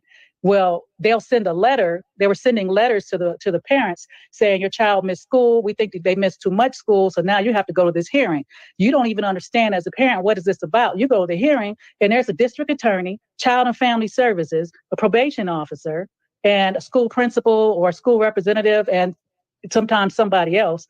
And you're coming in a room and it's like court. There's 5 people sitting at a table looking at you, wanting to know why your child's not in school. And sometimes they'll send a letter to the home. And if the parent doesn't get the letter, they don't know that there's a hearing. So when maybe the parent can't get off work. A lot of these parents they had to work 2 jobs just to make it. And the parent gets off work, sees, oh, I missed the hearing. Well, guess what? You didn't show up. So they send an officer to your house to write you a citation for $500. You got to go. The kid doesn't go to court. The parent's going to court. Mm-hmm. So the parent goes to court. And if you have 3 children, and I saw this a lot. If you had 3 children and maybe one of them was sick and the other 2 caught it, and you're working and you're trying to take care of the kids and you just didn't have time to call in, that's $500 per child. In one instance, that's per child? Per child. If you have 3 kids and all 3 of those kids missed those days, that's $1,500. That's what was going on back then. And from my understanding, it's still going on. But back then, I can tell you honestly, because I was a part of this, not understanding what it was in the beginning. But $500 per child. And if you get cited, let's say 3 times they cite you, you're looking at a county lid, which is 1 year misdemeanor in the county jail for the parent. So what would happen if you put a parent in jail? What happens to the child? Somebody in the family got to take the kids. If not, CFS going to take the kids. Now, a person in the chat was saying that's straight up a school to prison pipeline. It is. And the strategic game plan is by the 3rd grade, they know how many prisons or juvenile halls to build. So they keep a track record. This is how they funnel the kids into the school to prison pipeline. And if it wasn't for, there's a lot of, the difference between police and probation officers is the police arrest you, he gets a win. If the probation officer arrests you, it's a loss. And so there are a lot of us, that look like us from, highly melanated, who got in the way of that and said, hey, this ain't right. So then there's the kickback where the departments are like, you're going to do this. And we're like, no, we're not, because these are our own kids. These are kids in our community. And I've personally seen mothers when I come to, before I really knew what was going on, because look, I don't work for the school district. I'm contracted to the school district. Mm-hmm. And they break down and say, I already got a couple of these. I can't pay this. I can't keep food on the table. And you got kids going to different schools. So what happens when all your kids, let's say I had one, well, this is actually true. I had some kids, they missed 2 weeks because of lice. The parent got cited in there, had to go to court several times. Thank God the judge knew it wasn't right. The judge knew, he didn't throw it out, but he let her make payments. But you're talking about $3,500. My Lord. And these are regular working class people. Working class people. A lot of these people are single parents. Mm-hmm. Some of them don't have cars. I mean, it depends on where you are. There are people that live in more rural or desert areas. There's not much transportation. And if the kids miss the school bus, they have no way to get the kids to school.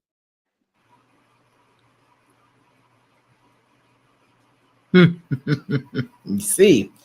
So you'd like to comment. Go ahead, sir. Because my question here's what I was thinking. the one woman who had the child with these are the real horror stories. You know, what we hear is her standing here at this conference that she was speaking in 2010.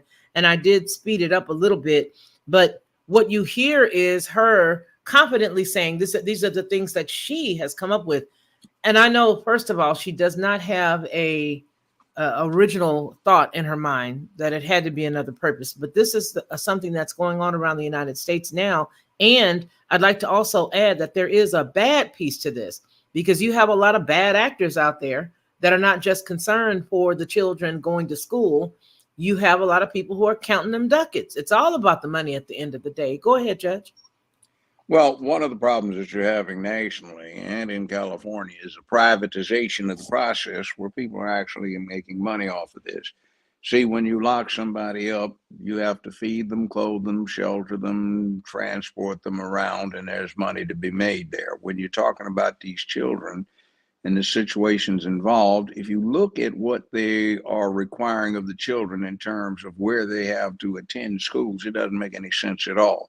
Now, my late former father-in-law used to be a traffic engineer for the Bay Area Rapid Transit, and he and I had some discussions about how this was working. And he said it didn't make any sense at all, because you had situations where a parent is encouraged not to operate a motor vehicle because of the traffic congestion, the pollution, which is of very much concern in California.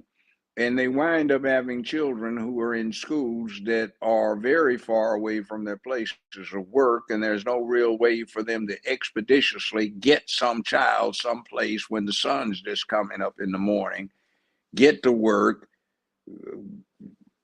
especially when there are multiple children involved, where there are a lack of fathers in the neighborhoods and in the home place. And a lot of the junior high, middle school level kids are completely out of control. There's nobody to help them with that process. And instead of developing the character aspects where the child becomes a willing participant in his own education, you simply alienate them further, and you do things to cause that child to behave in an inappropriate fashion. And it's a vicious negative dialect that goes down to a kind of a purgatory. So it is not a pretty thing, and that's not the way you do it. There are some other programs that could have been put in place, some other things that could have been done that would have had a much more effective outcome that would be less inequitable upon the people who are impacted. And then I kept hearing some things referring to what triggered my recollection of saying, oh, there's money being made. See, for example, you have juvenile facilities that are subcontracted out, and then there's so much per night where somebody is going to generate for benefit of the incarcerative institution. You also get this thing that we aren't even getting into that. The $3,500 we're talking about is just a fine. That's not the big money. The big money is the court costs, see, that are attended upon the operation of these kinds of courts. And you might have $3,500 in fines and $8,000-9,000 in cost that some judges will allow somebody up to 90 days to pay, but they keep coming back in. They lose work. They may lose their job. And then you have certain entities that are employers. They have workers that are reaching a certain level of seniority where they are supposed to get a raise or an increase in their compensation. So they use any little excuse to discharge them so they don't have to pay them the next pay grade. They bring in brand new people to take the place. These people are untrained. The customer service goes to hell, and you get a real live mess. But that's what's generated by what you see. And it's just grandstanding. And by the way, what's funny about it? I don't see anything amusing to be grinning like that. Do you? No, I think that she was, let me come on screen. I think that she was a little excited because she's a diabolical individual. And this is just my personal opinion. I see the laughing and the grinning and the chuckling. I see all of that as she enjoyed doing this to people. Like she said, when the parents would ask, you know, well, who is this? Oh, it's mean. Who are those mean people? And I'm paraphrasing here. It's the one that you know, that mean Kamala sent in. I think that she gets off on this. I honestly do. I honestly do. I do. I think she gets off on it. Her mother had a reputation for being an extreme feminist, so this is an exercise of feminine power. Oh, glory, look what I did. But the other thing, getting back to what you just saw, well, not the lady that was testifying as to the reality of how it works, but when she claimed fourth grade, well, it's interesting that, again, the yearbook she put out when she was running for office in California, which was from Canada, and I guess she was trying to show her connection with England's Commonwealth and India and all that other stuff when she was campaigning as an Indian, not somebody black. She said she was in kindergarten through 12th grade. That's what her yearbook says. They detailed everybody's experiences in the system, and hers was K through 12. So how did she get to San Francisco when her mother had the exclusive custody? Somebody said, well, he had her during the summer vacations and on holidays, but that's not when you're going to school. So do we believe this, or is this another one of these, I used the bathtub to clean the greens, or I listened to Tupac smoking dope in my dorm while I was an assistant prosecutor? Is that one of those, or what? It's most assuredly one of those. It's one of those to fit in. It's one of those to see. Here's the thing, and the bottom line is that she is definitely one of these individuals who don't think very highly of the individuals that she thinks she needs to make it. She needs the Black woman to move into something, into this new position. But her real feeling is she does not think that we have any sense, that we're not going to challenge your information. Okay. She believes that we're that dumb. And for the most part, she could be accurate to a point until people give individuals enough information to do their own digging. Now, unfortunate piece is that as much as we're digging, they're counter digging. Every time we dig, they pull something down. Every time we get a piece of documentation, they're removing it so that it's not able to be disseminated and shared. As a matter of fact, I was just talking to one of my mods on the phone because she and I work together a lot. She helps me out a lot with pulling information or whatnot. And a lot of the documents that we had, save the ones that I printed, have now been removed. So here's the thing. She's banking on people not having any knowledge of who she is. And she's banking on the fact that in her mindset, we dumber than her.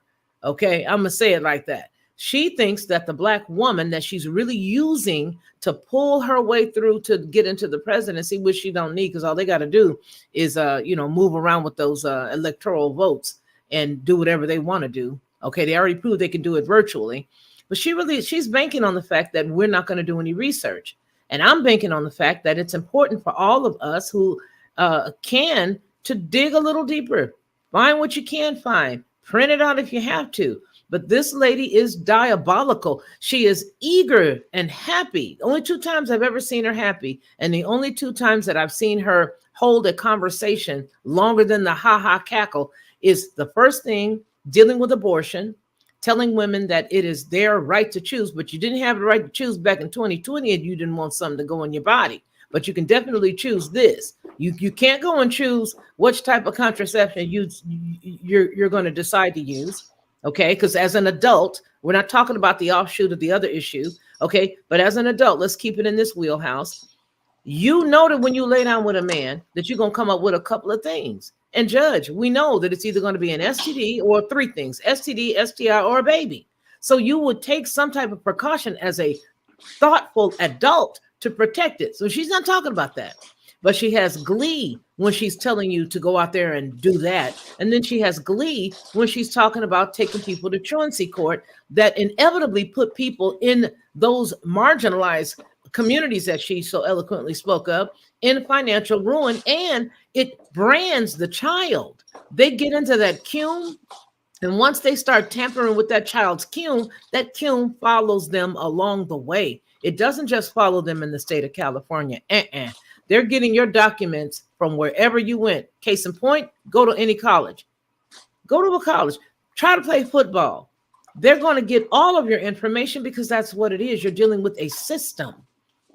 And so I don't think that. I think you're right. I think she's nuts. I think you make some good options. I think she is. And then that whole thing about sister girl stuff. Your mother is an oncology specialist, a cancer researcher, and your father is a tenured professor in the English system. Come on now. You didn't exactly have a hood rat background at all. And she she was in Canada. Yeah, but and then I think of Canada. You ever watch South Park? Oh yeah. He killed Kenny. Oh yeah. Yeah, but their portrayal of the Canadians. What about the two comedians that the parents hate, that the kids love, that fart all over the place? I can't even think of their names. Yeah, I keep thinking of them when I see her, and it's interesting.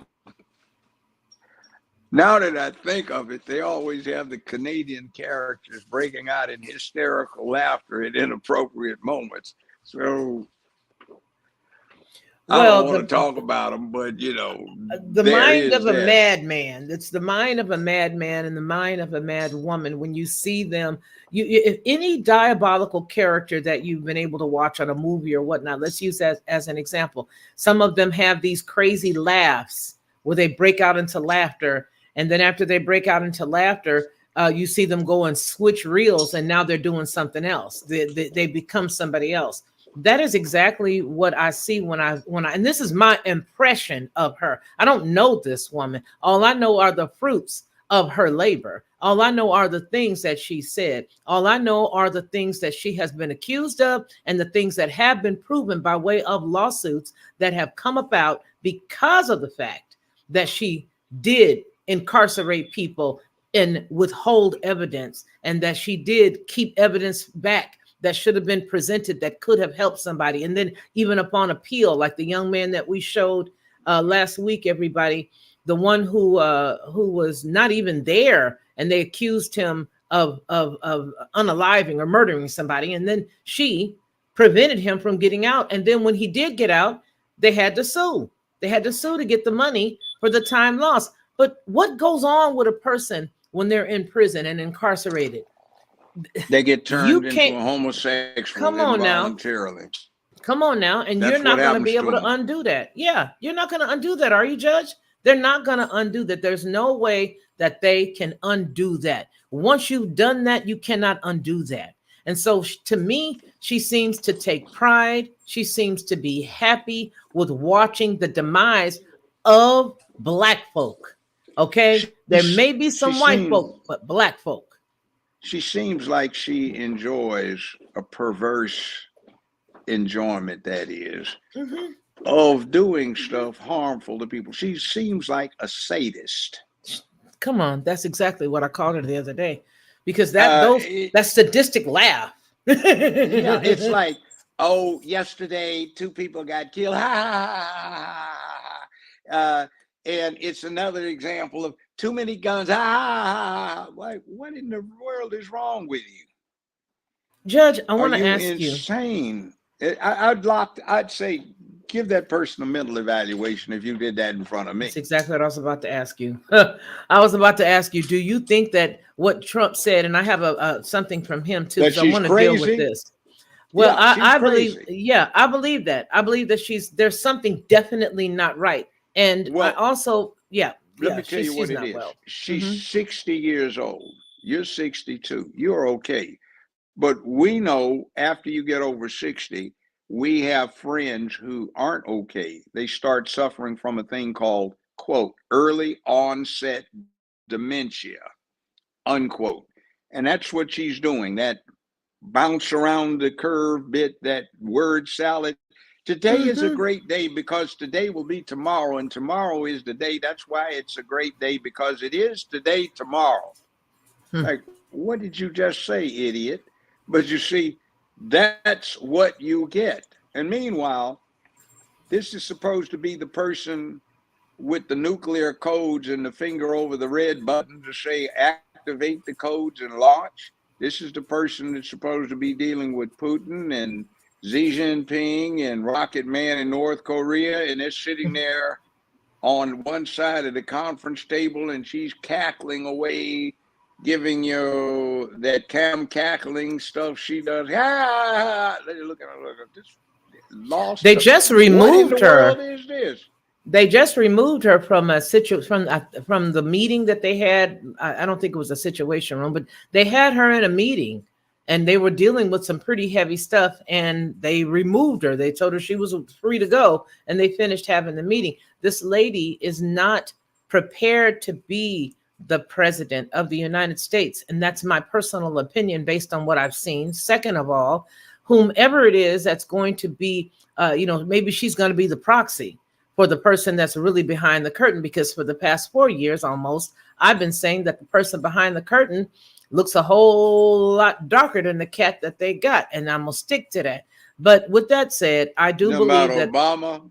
I believe I believe that it's the whole that whole piece. Yeah, I believe that it's him. I believe that because of the fact that Kamala's sister works directly with Clinton.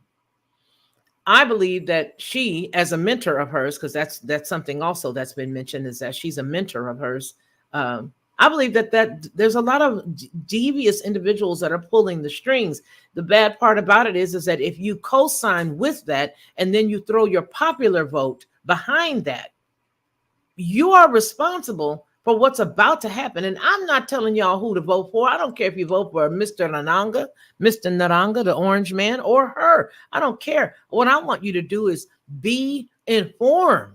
Don't walk around like a sheeple. You're literally walking around like the land of the zombies if you just go and vote for somebody simply because everybody else does it. Let Go me tell you ahead. something. I used to make a lot of money, and my ex-wife loved to ski, so I learned to ski. And we had a couple of places up in Aspen, Colorado. One of them we rented out 5-bedroom condo, and the other one we stayed in on the side of a hill at 8,200 feet up. Okay, I met some millionaires and billionaires. These are some completely ruthless people.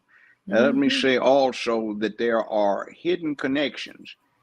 Um, we had the Rockefellers who were still involved in politics and stuff. You've got the Kennedys, and they're a very extended family, and they've got gangster in their background, literally through Joe Kennedy, the Scion, who was the Irish gangster in Boston. You've got the Bushes. You've got tacked in with the Bushes. You've got the Cheneys. You got the Sarah Palins. You got the Barry Sotoros, or AKA Barack Obama's in there. You've got the CIA tied up. George Herbert Walker Bush was chief of the CIA. Obama's grandmother, maternal grandmother, dispensed the funds as the vice president of an Hawaiian bank. She was in charge of dispensing the funds for the CIA in the Northwest Pacific area. You've got Lolo Sotoro, who was stepdaddy and adoptive daddy to Barry Sotoro, Bathhouse Barry, aka Barack Obama. And he did subcontract work for the CIA in China, North Korea, North Vietnam, Cambodia, Laos, uh, Indonesia, you name it. He was wanted for mass murder. He was in charge of the death squads for the Indonesian government. He was also executive vice president for Standard Oil at one point. He was an oil baron. You've got all of this big money and all of this extended power that's been there for years. You have Prescott Bush, the U.S. Senator, who next preceded John F. Kennedy as Senator from Massachusetts. You've got a number of Bushes who ran various heavy industrial operations. that had been engaged in the spy and information game for years in Europe and elsewhere. You have one Bush who was installed by Carnegie and Rockefellers, who was CEO of a consortium of German arms manufacturers that were acquired after World War I, and who sent him paychecks all the way through World War II. And it's also interesting as to the consequences of that with the Allied bombing campaign and some particularly juicy targets that were ignored because of connections. It's a lot poisonous in there. So you have to take this in terms of families coming in to do stuff. And then let's not forget President Theodore Roosevelt and his nephew, President Franklin Delano Roosevelt, nor can we forget President Adams and his son, President Adams. And we have these family groupings that seem to get in place to run America. Also, part of the billionaire process, Warren Buffett, the billionaire, is also related to Obama, Cheney, Bush, Palin, and that bunch. So we're not looking at exactly isolated individuals. We're looking at people who have come from families at the seat of power, who have been groomed to handle power, who've been set up with all of the connections, who have all of the advantages, who have a press that is beholden to the families, if not owned by the families. And a lot of information that would get out is suppressed. Now, let's talk about suppressed information. This very weekend, when I was down in Atlanta and I had cause to disseminate research, I went online and over again, I started getting notations like this. Last upgraded 2 days ago, last upgraded 3 days ago, last upgraded 4 days ago. And like you said, some of the stuff you have been used to finding, you can't find anymore. And I'll tell you something, I probably shouldn't, but this stuff is not even secure. Let's take Wikipedia. You go to Wikipedia, you look up an article, you see that little pencil up in the right-hand corner? Little animated pencil. All you got to do is click on it, put your email address in there, and you can change or add anything you want to the article, and it'll stay there until somebody goes back and corrects it. So I go back regularly and correct misinformation they put in there on me. And it is what it is, but anybody can change that stuff, and Google will let people come in and remove stuff that they find. Remember, Google operates on this basis too. If it makes you feel uncomfortable, whether or not it's truth, you're entitled to have it taken off unless you're conservative. Oh, yeah. Oh, yeah. Unless you're a conservative, is absolutely right. And it is to the point now where, the censorship is such that if you are talking about everything that is unhealthy, not, everything that's vile, if you're speaking on anything that makes good common sense, where you usually have to, I know common sense is relative these days, but you will most assuredly stand the risk of being censored. You will definitely get hit. It's a forgotten art. You see, because common sense is a common sense thing. That's why common sense things get put in a position where common sense is dangerous, because you see, they may have something somebody listens to, so you can't have that. That's why no common sense. Yeah. What? Well, when you were talking about some of the word salad that she uses, before we go into this clip, because I want you to give us your opinion on this, what she was doing was incantations. And I was telling people that before. I was like, this chick ain't stupid. She's just waiting to show you who she really is. And she is the harlot in purple. She is that's who she is. But she's not stupid at all. Some of the things that she was saying, when you go back and you dig and you look them up, a lot of that stuff is things that you can find as Marxism. A lot of the stuff that she was saying is some Marxist statements. What is it? Oh goodness, what is his name? Tao, what's his name? It's one of the guys from Japan. I mean, from China, where he was basically, getting rid of everything from the past And then when you get rid of all the stuff from the past, then you got this new stuff, and this is going to be your new future. And she Chairman Mao. I believe that's who it is. Yes, Mao. Mao Zedong. Mao Yeah, the Red Zedong. Book. Yes. Get a copy of the Red Book if you can. Okay, I'm going to write that down, but that's definitely who it is. Ironically, quotations of Chairman Mao. Yes, she was literally saying all of that, and everybody's like, "Oh, she's so stupid." And I stopped for a second. I was like, "Yeah, she seemed like she crazy, but she ain't." This chick is saying something, and we don't know who she is, and that's the danger. This woman here that I'm going to share with you right quick, I want to get your comment on this, because I'll say that as an interviewer, I was absolutely embarrassed that this woman conducted herself like this. And I want you to, I'm using this to show you how people will stand with a banner even after somebody has already said, "Hi, I'm running for such and such, and I am an Indian. I am I'm a person from Southeast Asia."